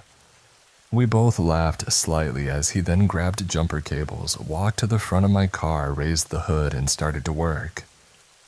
I immediately sat back in the driver's seat once more, suddenly grateful that, with luck, the air conditioner would be blowing full blast shortly, and once again checking the children.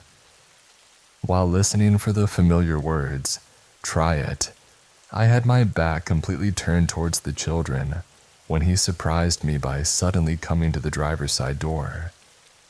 In the strangest voice he said, "Ma'am, is this yours?" And when I looked into his hands, he was holding a long, thin, dagger-like device that was about 1.5 feet in length. It appeared to be very old and covered with reddish rust, yet on one end it had tiny circular small finger holes, as if it were a mix of a long thin sword and scissors, oddly combined. I remember being amazed but not frightened, and I asked where he had found them. "Under the hood," he replied. I said just matter-of-factly that I had never seen them before, but how weird was it that those things had somehow been stuck and undiscovered in my car for all those years, and shook my head in surprise. He continued to stand there and stare at them unbelievingly, and he looked oddly pale too, like he couldn't find the words to speak for a bit, just continuing to stare at the unusual object. Honestly, I didn't care one bit about it. All I could think of was getting the car going, paying him, and leaving. He didn't say anything else, just quickly set them on the curb, started his truck, and then signaled for me to start the Jeep. When it immediately caught, my 3-year-old cheered. Grateful, I quickly turned on the air conditioner full blast, rolled up all the windows, aimed the air vents back towards the back seat, and reached for my purse to pay. I stood up and took a few steps to meet him so I could hear the amount now owed. With both of our vehicles running, he came back around to my driver's side, but instead of handing me the bill, irritated me a bit by walking right past me and picking up that weird object once more. "Ma'am," he said slowly, "I want you to look at these one more time." He held them out for closer inspection. This time, I moved a bit closer and actually really looked.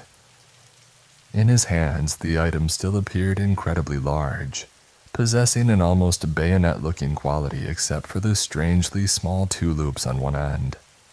I had never seen anything like it, and I told him so.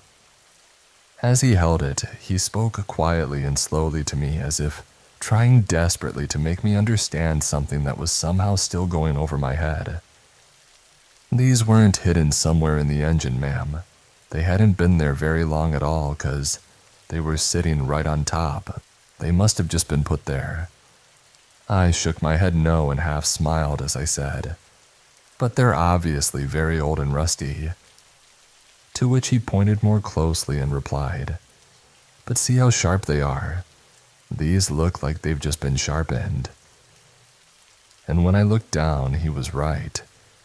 The long, skinny, dagger-like shape was unusual, but by far the oddest quality was just how sharp it appeared to be. The edges at the tip, where the rust had been removed, were gleaming silver. As I paid him, his final words to me were, "Ma'am, I don't know what was about to happen here, but I'm really glad I pulled up when I did." He quietly thanked me when taking the payment, told me that I probably needed to call the police when I got home, and then asked me where I wanted the item. I didn't want to touch it, didn't want to take it at all, but I released the back window so he could place it inside. We both then left the lot together, him turning one way, me turning the other towards the small winding highway that would lead home, still an hour away. I did indeed contact the Macon police the moment that we arrived home and I got the children inside safely. But although they listened politely, they declined when I offered to bring the scissor-like thing to them later. The officer I spoke to said that they sounded as if they were specialized surgical shears from my description and measurements on the phone, which I found quite disturbing, as you can imagine. I remember wondering how he would even know that, why he would say that. I had tried so carefully not to touch any of the surfaces, hoping that they might be able to lift prints or test it for blood if they wanted. But the story seemed to bore him a bit and he didn't seem interested. His attitude insinuated that, as there was no longer an emergency, it was of no importance now. At the very end of the call, as if to wind things up, he did say that it sounded as if I was very lucky, and that I might want to keep the shears for a few days, just in case someone from his office got back with me later. But that was all. I wrapped them carefully in newspaper and placed them in the brick storage unit behind our house. And there they remained for several more years, untouched, until we moved away and I finally, not wanting to bring them across several states, reluctantly threw them in the trash. Around that time, though, if you look through old news reports, women were going missing all over Georgia. Some bodies were eventually found, but others remain missing to this very day. I have often wondered what would have happened if the service station attendant hadn't arrived when he did. If my children would still have a mother, if I would have still had my son and daughter, if I would have missed all these years with them. I guess I'll never know, but I learned something very important about myself that day. I had always felt that I was pretty aware of my surroundings, pretty good at reading people and staying safe, but because I was exhausted and tired and hot and stranded in a different city, my common sense and intelligence simply left me for a bit and wasn't working at that time. And many of my friends and family still think that our car trouble that day and my lack of awareness could easily have cost us our lives. Appreciate each and every one of you. Stay safe.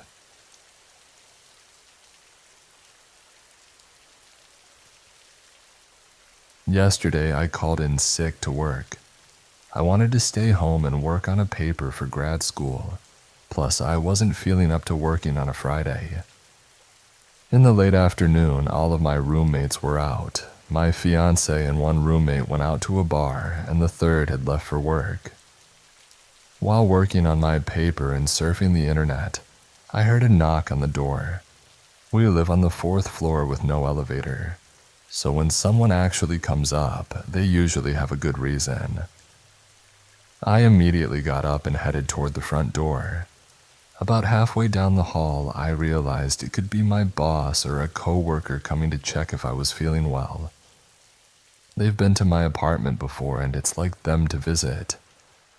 With that in mind, I decided to peek through the peephole to see if I needed to pretend to be sick. It wasn't them. Have you ever had your gut scream, "Don't open the door"? This was one of those times. 2 white men, probably in their late 20s, were standing at my door with a duffel bag. They were quietly chatting with each other, but I couldn't make out exactly what they were saying. Both had thick Eastern European accents, maybe Russian or Ukrainian. I paused and kept watching them through the peephole. They seemed friendly enough, but I've seen enough horror movies to know that opening the door could be a bad idea. Besides, I was in pajamas without a bra. I didn't need someone trying to sell me something. I watched as they went to the next door, knocking on that one too. There are 4 apartments on our floor, so I observed them knock on each one. Slowly, I turned the lock on my door, making sure to do it quietly. If they were selling something, I didn't want to insult them by loudly locking the door. They didn't seem to notice. Their quiet conversation continued, and I think I heard them talking about the Final Four basketball game that night. One of my neighbors opened her door. I don't know her name. Most people on our floor keep to themselves, but I saw her move in a few months ago. I ran into her again when the fire alarms went off at 6 in the morning. She has a fat cat and works early, that's all I know. The men spoke louder and I could hear them talking about perfume. Around here, it's not uncommon for people to sell knockoff designer perfumes or some kind of natural stuff made of lavender or other ingredients. They held up some bottles from the duffel bag to show her, and though I couldn't hear her reply, she retreated into her apartment, and the men followed, closing the door behind them. I went back to working on my paper, feeling silly for being scared of 2 guys selling overpriced perfume. A couple of hours later, after one of my roommates returned from work, there was another knock on the door. This time, I didn't overthink it. I just opened the door. To my surprise, it was a police officer. I could see the flashing lights from the ground floor.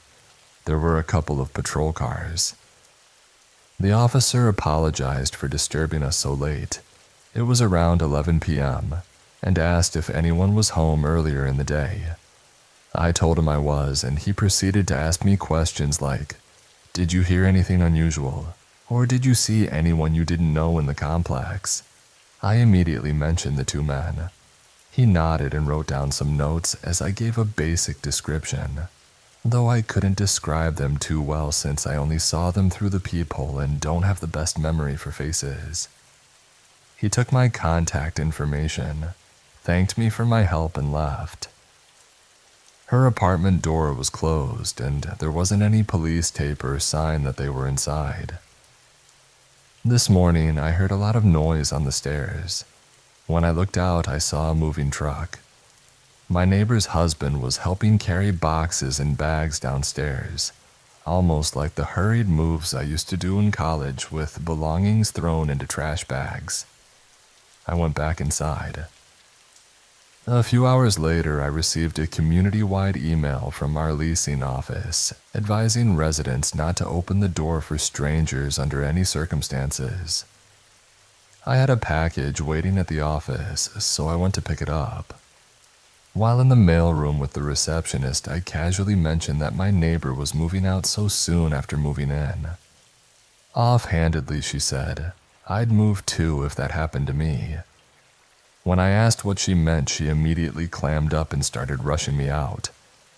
I have no idea what happened, but I'm glad we're moving to a new apartment soon. Update 1.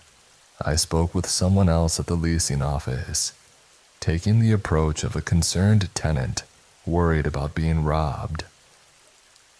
I talked to a community captain who helps the tenants with problems, and flat out asked if my neighbor had been robbed. She hesitated, but eventually said, "Well, yeah."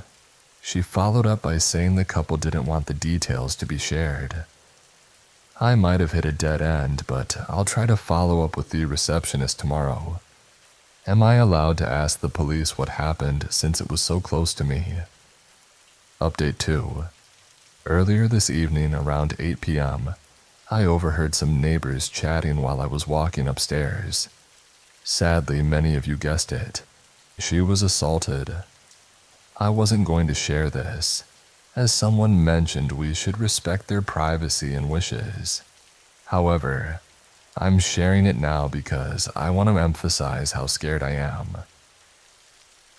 While I was submitting my paper late at night, yay procrastination, I heard a knock on someone else's door. Since it was almost midnight, there wasn't much noise to drown it out. At first, I tried to brush it off, thinking maybe it was one of my cats, but then I definitely heard a knock on my door. I was too terrified to check the peephole, so I called the police. Hopefully that helps. Update 3. False alarm. It turns out some teenagers were trying to scare people in the complex after reading the email. Multiple people called the police, so it seems our floor was randomly chosen. The cops picked up the kids and called me back to let me know everything was fine.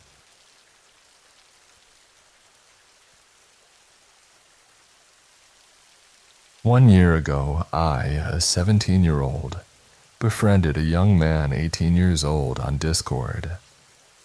We matched each other's humor and had quite a few things in common. He was secretive about himself, so it was always a surprise when he opened up, which kept me deeply invested in getting to know him. We got along very well and spent many evenings chatting and discussing things. I was introduced to 2 more of his friends, well, more like classmates. Let's call them Steve and Luke. Their little trio had a strange dynamic. Steve and the young man, whom I much later got to know as Tom after he finally revealed his name, were quite close and tended to treat Luke as their little plaything. This made me feel rather empathetic towards Luke, and I tended to take his side more in arguments, leading to them often joking that he'd show up to my house with flowers if I kept defending him. There was a slight rivalry between everyone in the former trio. My arrival only made things more tense as all of them started to badmouth each other to me in private. Eventually, Tom and Steve began to avoid Luke and prevent him from joining our conversations. This continued for a while until Tom suddenly became strange towards me.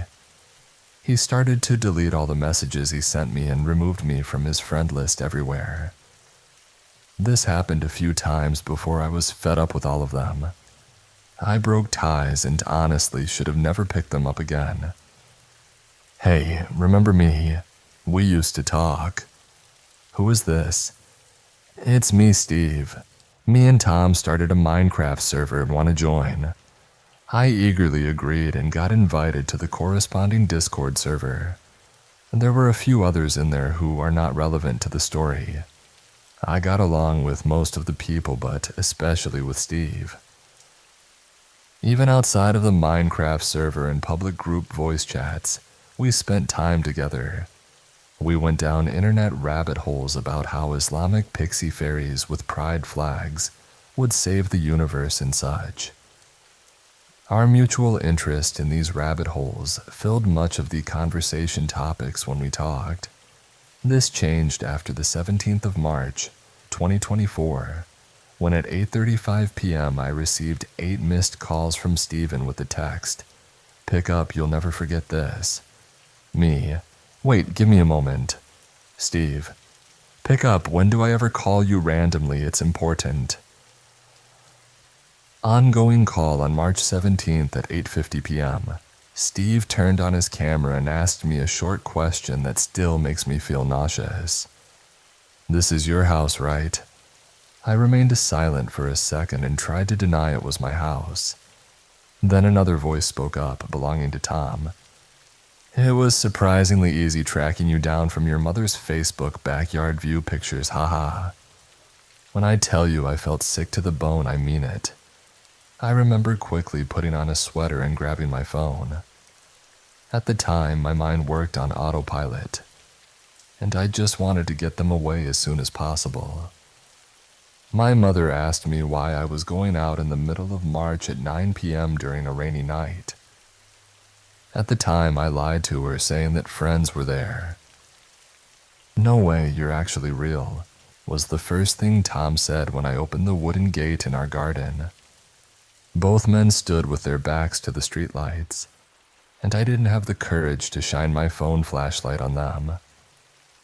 I remained close to the door as Stephen offered me a puff of their cigarette. I declined politely and stood there in awkward silence as the two males stared at me. The conversation was very dry and not deep. Every minute I stayed longer made my stomach twist more and more. It felt so off. I stayed there for about 30 minutes before they offered the following. "Want to go with us to our car?" I immediately declined and turned around to close the wooden gate to the garden again. Before I could, Tom quickly added that it was a joke and insisted on drinking a cup of coffee inside with my parents. I declined and desperately tried to get them to leave. Eventually they did, and I sent them a message saying, "Thanks, man, I feel unsafe in my own home now." "Sorry, hope we didn't scare you badly," he added. I brushed the weird event off and went on with life, though I did find myself checking more often if there were people outside waiting for me. On the 29th of April, Steve messaged me again. "Are you home?" "No." "Are you sure the lights in your room are on?" "I am not home, go away." "But I can see you, LOL. Look at the window on your left." There I went again to see them, this time in daylight. They had once again shown up to my doorstep together. This was my first time seeing their faces. Steve waved and nervously smiled, and I nodded. "What's it this time?" "Want to go to our friend's house together with us?" "No, I don't. Please don't waste your gas driving all the way here." Yet they didn't stop. Steve begged me to allow him to go inside to fill his water bottle and for Tom to use the restroom. I declined both and pointed for Tom to relieve himself somewhere in the field. Eventually, I gave in and took Steve's water bottle inside to fill. When I came back, they were suddenly satisfied and happy to go back to their car and leave. Of course, not before making a weird request. "May I give you a handshake?" When I tell you it was awkward, humans have this sense of how long it's okay to shake someone's hand before it becomes weird. He did not. He held my hand for a solid 4 seconds, only to make a joke about never washing his hand again afterward. On the 6th of May, Steve messaged me, "Hey, we need to talk. I really want to tell you something." After a long conversation, it finally became clear what his intentions were. Steve told me he liked me. I quietly listened as he said everything. The worst part was that he knew I had a boyfriend as well. I politely declined his confession and decided that it was enough. I was going to cut all ties with these people. Following that decision, multiple alt accounts sent me messages apologizing, but I never responded to them. On the 15th of June, which was my birthday, a card dropped on the doormat. "For all the tears and pain, grief also gives you emotional gain," was printed on the front of the card, and inside I found a short message. "Happy birthday, have fun, look in your cabinets." It was a funeral grievance card. After this, there was complete silence. "So weird, Discord duo, let's not meet again."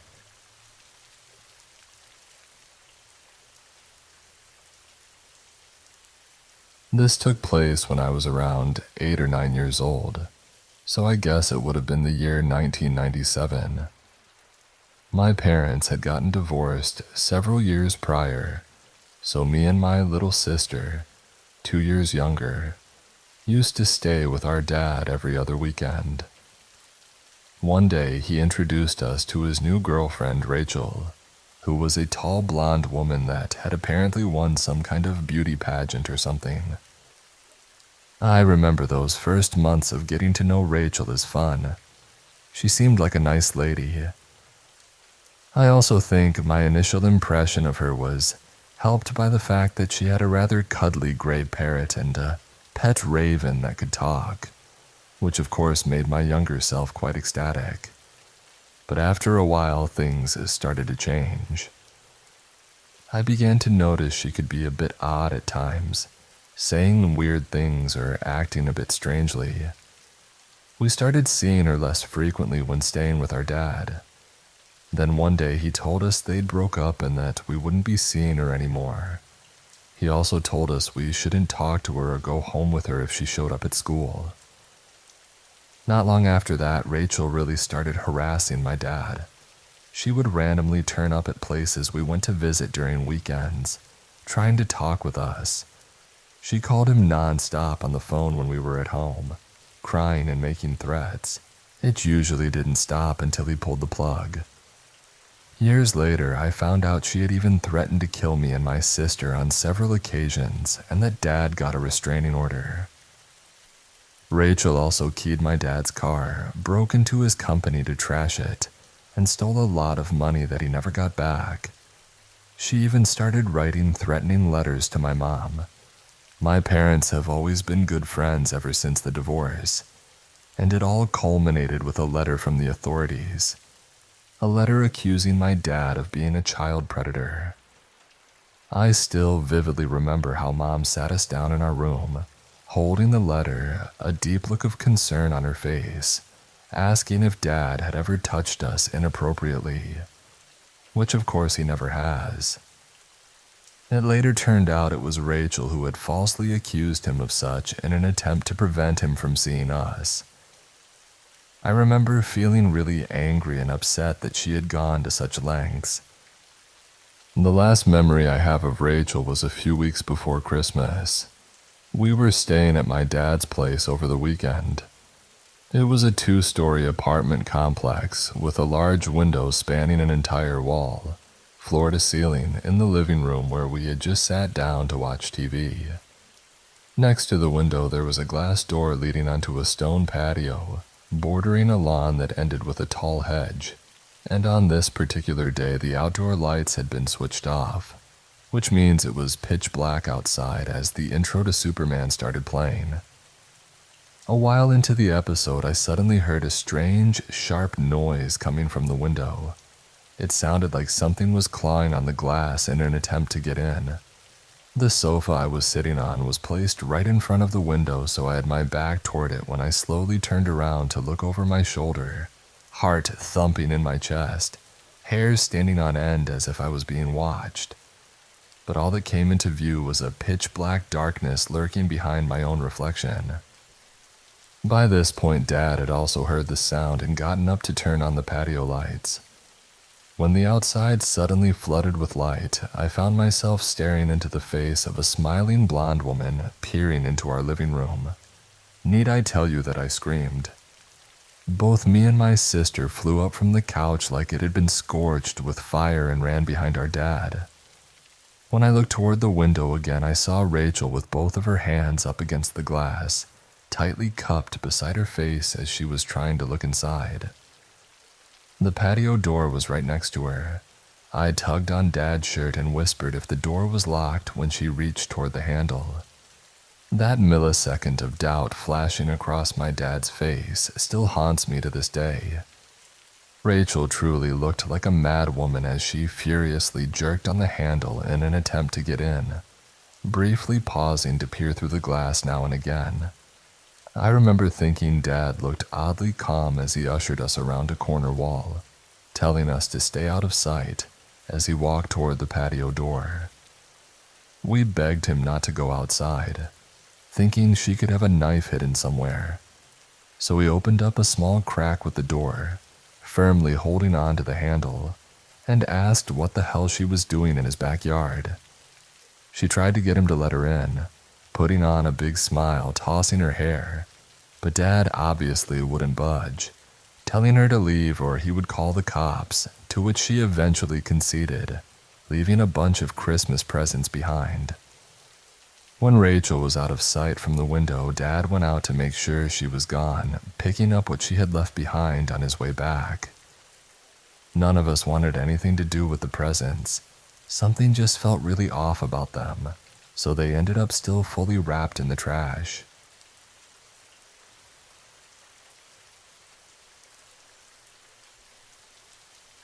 This story happened back when I was in college around 1998.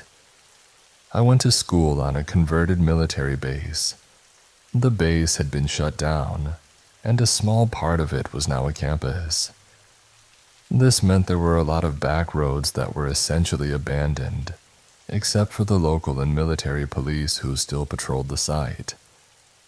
I lived in a small apartment on the base which was converted from officers' quarters. My girlfriend at the time was house sitting about a half hour away. Near 1 a.m. she called me, panicked because she thought she heard someone walking around outside. She asked me to come stay with her.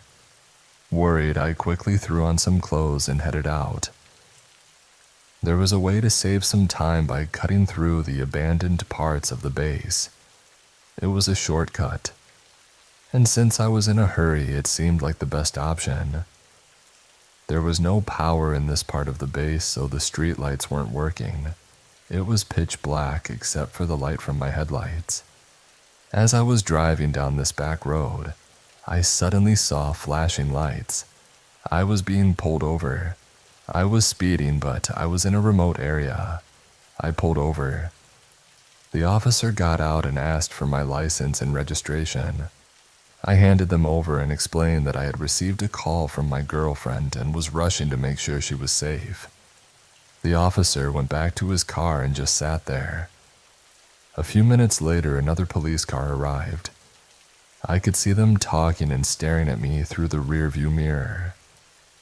Finally, the new officer came up to my car and said, "Get out of the car." I asked why, but he just repeated the order. Once I was out of the car, I realized both cars had 2 officers in them, so now I was facing 4 officers. They had me stand to the side while they started searching my car. One of them said, "You seem to be in a big hurry in the middle of the night. What were you running from?" I was shocked by the accusation, but explained the story I had told the first officer. He turned away. The next officer commented on my car, saying it looked nice, and because it was so late and I was driving fast, it seemed like I had stolen it. I pointed out that the registration and my license all matched. The officers started talking again. One stayed with me while the other 3 huddled together.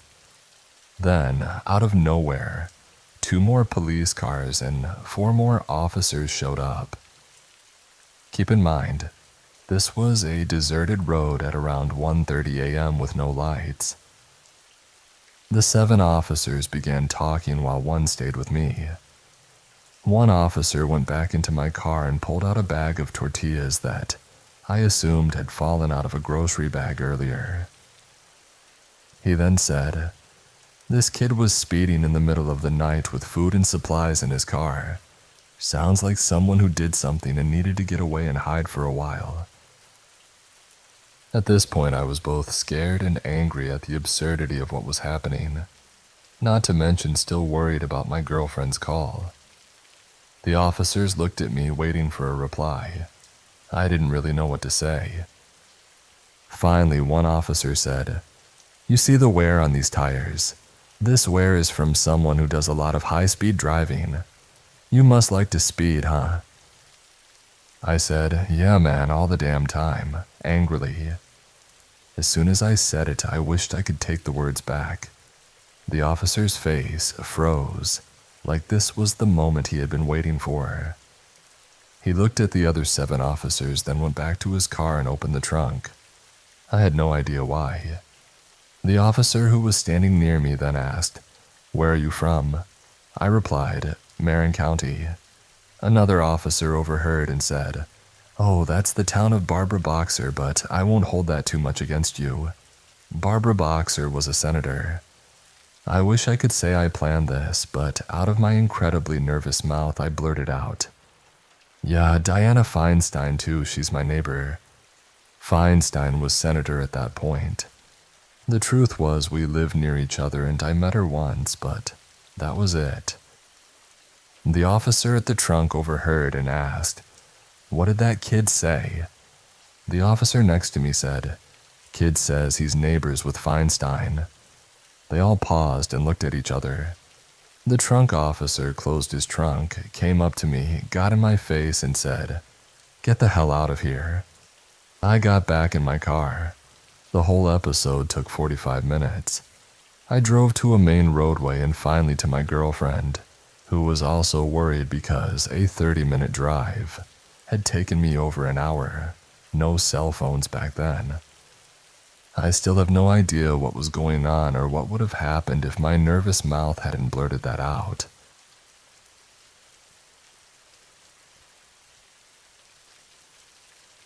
I never thought I'd share this story with anyone. I was nearly 11 at the time, living in a small town in Arkansas. My parents had split up when I was young, and my dad often relied on others to sustain his life. If he wasn't living with someone else, he was staying with his parents. My mom was too busy working or was often sick, so we couldn't live with her. Instead, we lived with our grandparents and sometimes with Dad as well. At the time, Dad was in a so-called committed relationship with a woman we'll call Amy, and she had a daughter named Samantha. Samantha was only a year younger than me. Meanwhile, my sister was 2 years older than me, so I ended up being better friends with Samantha. Downtown, there was a big old park that had been there since my sister and I were babies. It had a lake with a dock where you could walk out and view the water. Samantha and I were playing on the dock, spotting ducks and fish, while Dad and Amy were sitting at a picnic table about 3/4 of the length of a football field away, chatting. My sister hadn't come, so it was just Samantha and me. Samantha was counting the ducks and trying to call them over while I watched the bubbles forming on the water from the fish swimming below. After only a few minutes, we heard footsteps on the dock. It was easy to hear because the dock was all wood and footsteps were quite audible. The dock is shaped like a T. You walk onto it, continue a bit, and then there's an intersection leading to viewing areas, all open space and surrounded by wood and railings. Samantha and I were on the right side of the dock with our backs to the person approaching us. We figured it was a fisherman, which wasn't uncommon, so we ignored it. However, when the person got closer, I turned around and was immediately unnerved. It wasn't my dad. It was a tall man about 6 feet 3 inches, wearing a dirty tan coat, a white t-shirt covered in brown stains, and jeans. He stood uncomfortably close, and the smell of gasoline stung my nose. The way the dock was built, he blocked most of the space, making it difficult to escape unless we jumped over the benches on either side. Instinctively, I grabbed Samantha's hand and locked eyes with the man trying to convey a message. "Not today, man." "I'm sorry, are we in your way?" I said, trying to sound older and more serious. I hoped maybe he'd back off. He didn't say anything and just looked at us. Suddenly, he smiled, a wicked, malicious, and sadistic smile, revealing rotten teeth and tobacco stains. "Are you ladies alone?" I heard Samantha whimper beside me and I cleared my throat. "No, my dad is right over there," I said, pointing across the way without breaking eye contact. "And he's a cop, so if I were you, I'd find another pair of kids." I regretted saying it as soon as the words left my mouth. I had a habit of saying whatever was on my mind immediately. His smile faded, and his expression became dangerously cold. He reached out with his grimy fingers and grabbed a lock of Samantha's hair, twirling it around. "You have real pretty hair, sweetheart," he said. Samantha screamed and the man began to panic. In that moment, I shoved him as hard as I could and grabbed Samantha. We ran down the dock and straight to our parents. By then, Amy had gone back to the car and Dad was throwing away some trash. I looked back and saw the man disappearing into a white pickup truck parked behind the tree line. We didn't tell our parents. We didn't tell anyone. They didn't even hear Samantha scream. I've been back to that dock since, but I've never let anyone corner me again. I never smile at strangers. I give them the same cold stare I gave that man, the kind that says, "Find another kid." Samantha and Amy are out of our lives now, but I doubt she'll ever forget that experience. I certainly won't.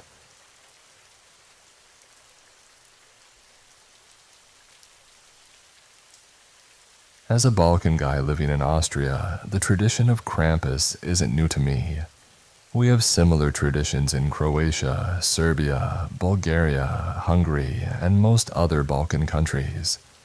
However, here in Austria, Krampus shows and parades can get pretty violent.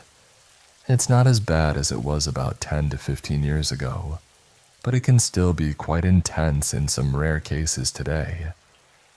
Inspired by the traditions of our southern neighbors, pyrotechnics have become common at Krampus shows and parades. Some groups seem to spend more time and money on impressive fireworks displays than on their wooden, hand-carved, and unique masks. This happened on December 2nd, 2014. In my village, there was a very large Krampus parade. Unfortunately, the parade route crossed right in front of my workplace, a restaurant. It was about 8 p.m., and our restaurant was filled with guests, mostly kids with their parents. I was in the office calculating my order for our supplier when I heard children screaming in fear. I rushed to the bar counter and saw 3 Krampus figures with horrifying masks surrounding 2 small Turkish kids. As a foreigner living in Austria, I know that many people in rural areas don't like foreigners, especially Muslims. Those kids were clearly both. One of the Krampus figures, who had a particularly terrifying mask with long teeth, a long tongue sticking out, and large goat horns, held a trident with a Bengal fire attached to it. This filled the entire guest room with smoke and a sulfuric smell, which I recognized from football stadiums. He wore thick black fur and had a heavy iron chain as a belt. The other Krampus figures had scary masks too, but the one with the goat horns was clearly the scariest and seemed to be the leader. All Krampus figures also had large cowbells attached to their costumes, and in recent years they added small red or blue LED lights above their eye holes for a glowing effect. I looked into the kitchen and called for Demir and Flamur, 2 cooks who were also in my kickboxing club. They quickly came to help, understanding the situation without needing further explanation. We grouped at the bar where 2 female service employees were crouched on the floor. We made our way around the counter and approached the scene. Many people, even grown men, just stood by and watched as the 3 Krampus figures surrounded the children. Their mother, who was a few meters behind, was shouting and crying at the masked men. I grabbed the leader by his shoulder, forgetting that I had been terrified of Krampus as a kid, and pulled him back half a meter. My friend Demir grabbed the trident, while Flamur blocked one of the other Krampus figures, making the third one back up.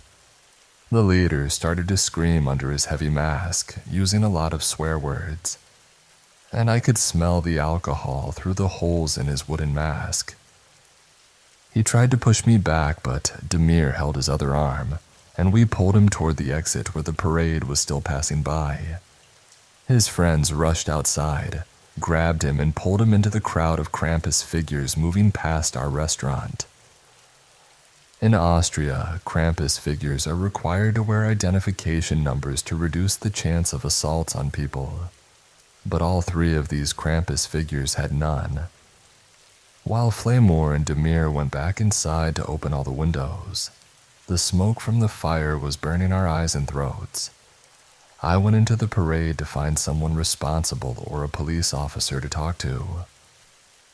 After a few minutes, and with the help of 2 girls dressed as angels, who were part of the parade, I found the vice mayor of our village and told him what happened. Unfortunately, many Krampus figures wore large goat horns as they were a trend at the time, and my description matched too many of them. After filing a police report, I went back to the restaurant and finished my shift as usual. When I was done, I left as the last one. I went outside, locked the door, lit a cigarette, and walked to my car a few corners away. I thought I heard the faint sound of cowbells in the distance, but shrugged it off. On one side of the street were buildings, and on the other side was a field bordering a forest. As I reached my car and pressed the button on my key, I clearly heard cowbells behind me. Behind me was only the dark forest.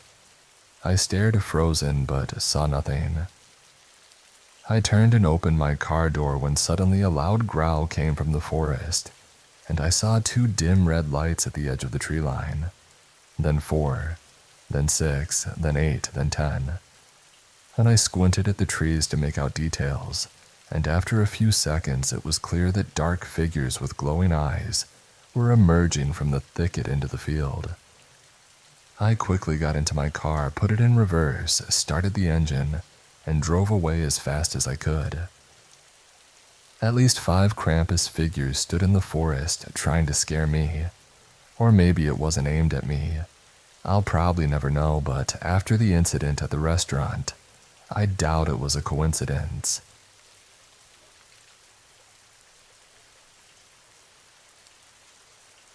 I don't know if everyone will find this story scary, but for me it absolutely made the hair on the back of my neck stand up. In England, there's a festival called Glastonbury. It takes place in Somerset and is the biggest festival in England. It lasts 5 days and is mostly a music festival, but it also features dance, theater, circus performances, and comedy. In the late 80s or early 90s, my dad worked security at Glastonbury with a few friends. His job was to drive around the festival's perimeter in a truck to catch people trying to sneak in. On the second day, my dad and his friend were driving around and heard some people on the other side of the wall trying to sneak in. Usually, people throw their bags over first, so they parked the truck by the wall and got out. A few seconds later, the bags came thumping down on the truck's roof, followed by 2 people. They were halfway over the wall when they saw my dad and his friend in security uniforms, looking intimidating. They froze, unsure of what to do. After a few moments of silence, my dad and his friend broke into big smiles. They told the people to jump over and they'd drive them to the main part of the festival. This wasn't a trick. My dad and his friend didn't care much if people were trying to sneak in, as long as they didn't cause trouble. While driving the group to the main part of the festival, my dad and his friend received a call over the radio. Another security member asked them to check out the toilets because someone had reported being bitten on the ass. Confused, my dad and his friend asked if the caller was joking. They were told no, but the person who reported it was clearly high, so it was probably nothing, but they should check just in case. These were festival toilets, temporary setups over what was basically a cesspit. Unsure of what they were looking for, they checked the toilets but didn't find anything. They continued their patrol and heard more calls over the radio about people being bitten on the ass. Other security members who checked the toilets found nothing. The assumption was that it was a joke or a rumor started by people who were high. A call came through the radio directed at my dad and his friend. A 4th person had reported being bitten on the ass, and this time the woman had a large bite mark that had broken the skin. She showed it to a medic who confirmed it was definitely a human bite mark. Still very confused, my dad and his friend raced back to the toilets. They went into a cubicle and shined a light down the toilet. Right before they were about to turn off the torch, they saw something unusual move. My dad's friend, not knowing what else to do, called out, "Is there someone down there?" They saw the faster movement this time. He called out again, "We aren't going to hurt you, we just need to know if there's someone down there." There was no response. Then suddenly a head popped up out of the toilet. It was a man wearing a snorkel and swimming goggles. Stunned, my dad asked him how he got down there. The man said he had tunneled in. My dad and his friend took part of the toilet apart to help him get out. Covered head to toe in feces, he was escorted by my dad and his friend to the security area. No one really knew what to make of it. While they waited for the police, the man talked to my dad.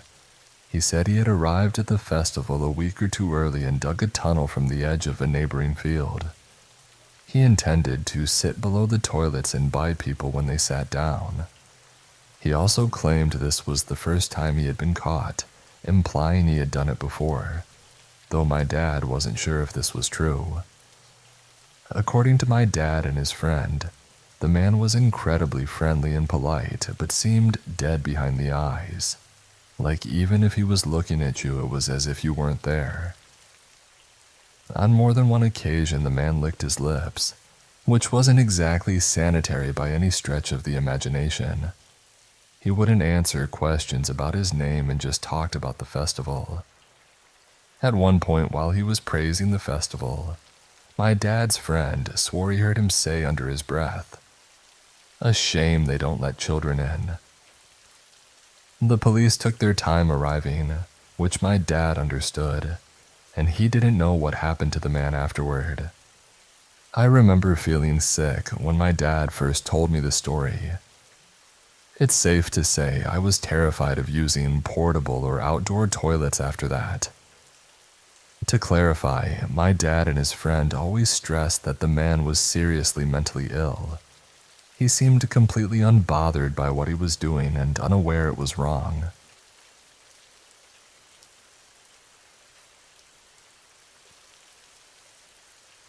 To start this story, it's important to know that my dad was never a good father. He lacked all the qualities of a normal, mentally healthy father, and we lived in very low-income housing. When he was in high school, he was told he couldn't have kids due to a car accident that left his reproductive organs damaged. Unfortunately, he could still have children. In his 20s and 30s, he had 13 kids, and now there are 15 in total. I was 13 at the time. Even though I lived with my father on a week-on, week-off basis, it felt like I never really got to know him. I was only introduced to one of his other children, my older half-sister. I don't even know her mother. A lot of this memory has been repressed, so details might be unclear. I'm 21 now and only recently fully acknowledged these events. I even confirmed the details with my mom. When I was 10, someone came into our apartment. I can't remember his name, but he claimed to be one of my father's long-lost children. He appeared to be in his late teens to early 20s, and asked if he could stay with us for a while he tried to get back on his feet after moving from California to Oregon. He didn't have many belongings, just an old laptop. He was rough around the edges, with mid-length hair, a light shadow on his face, and he was fairly skinny and tall. My dad was always strange about him. He told me this was my brother.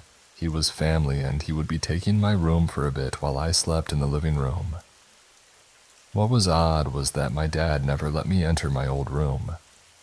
Even though my new brother seemed kind of odd, he was a cool guy. We played Minecraft together on a local network, and he showed me the game he was programming, which was similar to Skyrim. He stayed with us for about a month. One night, while we were having a Minecraft redstone competition to see who could make the better build, something terrible happened. It was past midnight when I heard screaming. My father was yelling, and there was a loud banging coming from the wall in our apartment. After about 30 seconds of banging, I saw my father in a fit of rage, chasing out my brother, who was running out of the apartment holding a knife. My dad chased him outside but came back to check on us. Later that night, I went to sleep with my dad sitting in the living room, guarding the apartment until dawn. Months later, I learned what had really happened that night. According to my father, who liked to embellish stories, the person pretending to be my brother had gone into my dad's room late at night and stabbed him in the chest while he was sleeping. My dad woke up, and because of his previous military experience, he quickly sprang into action. He tackled the attacker who was trying to stab my younger sister and fought him off. After a struggle, the attacker managed to escape. My mom later confirmed the story and added some details. She saw the stab wound herself and said it wasn't severe. She patched him up because he couldn't afford a hospital visit. I also told her about the incident, though I don't remember doing so. The police came by at some point and found that the impersonator was wanted in California, Oregon, and Washington for various crimes. I don't remember his name, so I don't know if he was ever caught. So to wrap this up, is there really a good way to wrap this up? Don't let random people in your house.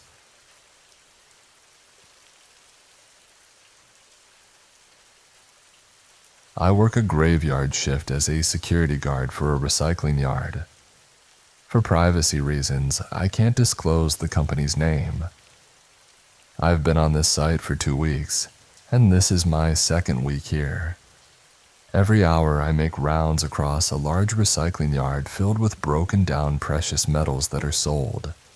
During my shift, I scan various checkpoints to ensure no one else is in the yard or facility.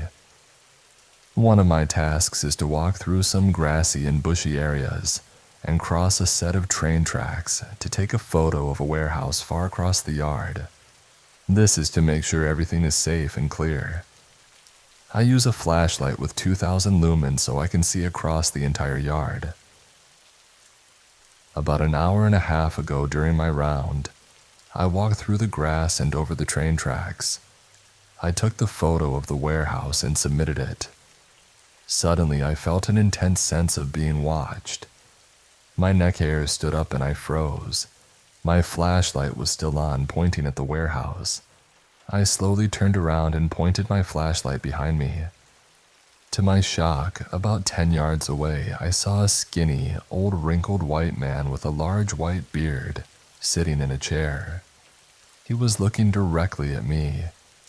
He was wearing dirty jean overalls and what looked like a Western-style cowboy fedora. He was bare-skinned under the overalls. I'm a 6-foot, 220-pound man, but I screamed Jesus Christ at a pitch that was embarrassing. In my shock, I dropped my flashlight. The ground was covered in tiny metal shards, so I couldn't see anything. All I could hear were quick, metal-crunching footsteps rapidly approaching me. When the footsteps were within about 5 feet, they suddenly veered to the left and moved past me. Within a few seconds, the clanging disappeared, followed by the sound of rustling bushes. I grabbed my flashlight from the ground, pointed it towards the sound, and saw that the old man had disappeared, having gone past the bushes. I was shaking with adrenaline and fear. I managed to catch my breath and called several emergency contacts. By the time they arrived, the old man was long gone. I think he might have been there just to watch the trains move across the tracks. The metal chair was facing the tracks and it's still there. I took a photo of it as a memento. This group doesn't allow photos, so I can't share it. I'm now in the office, still terrified and alone. I have to finish my shift tonight and work another 11-hour graveyard shift tomorrow. I won't quit because I need the money, but I just needed to get this off my chest.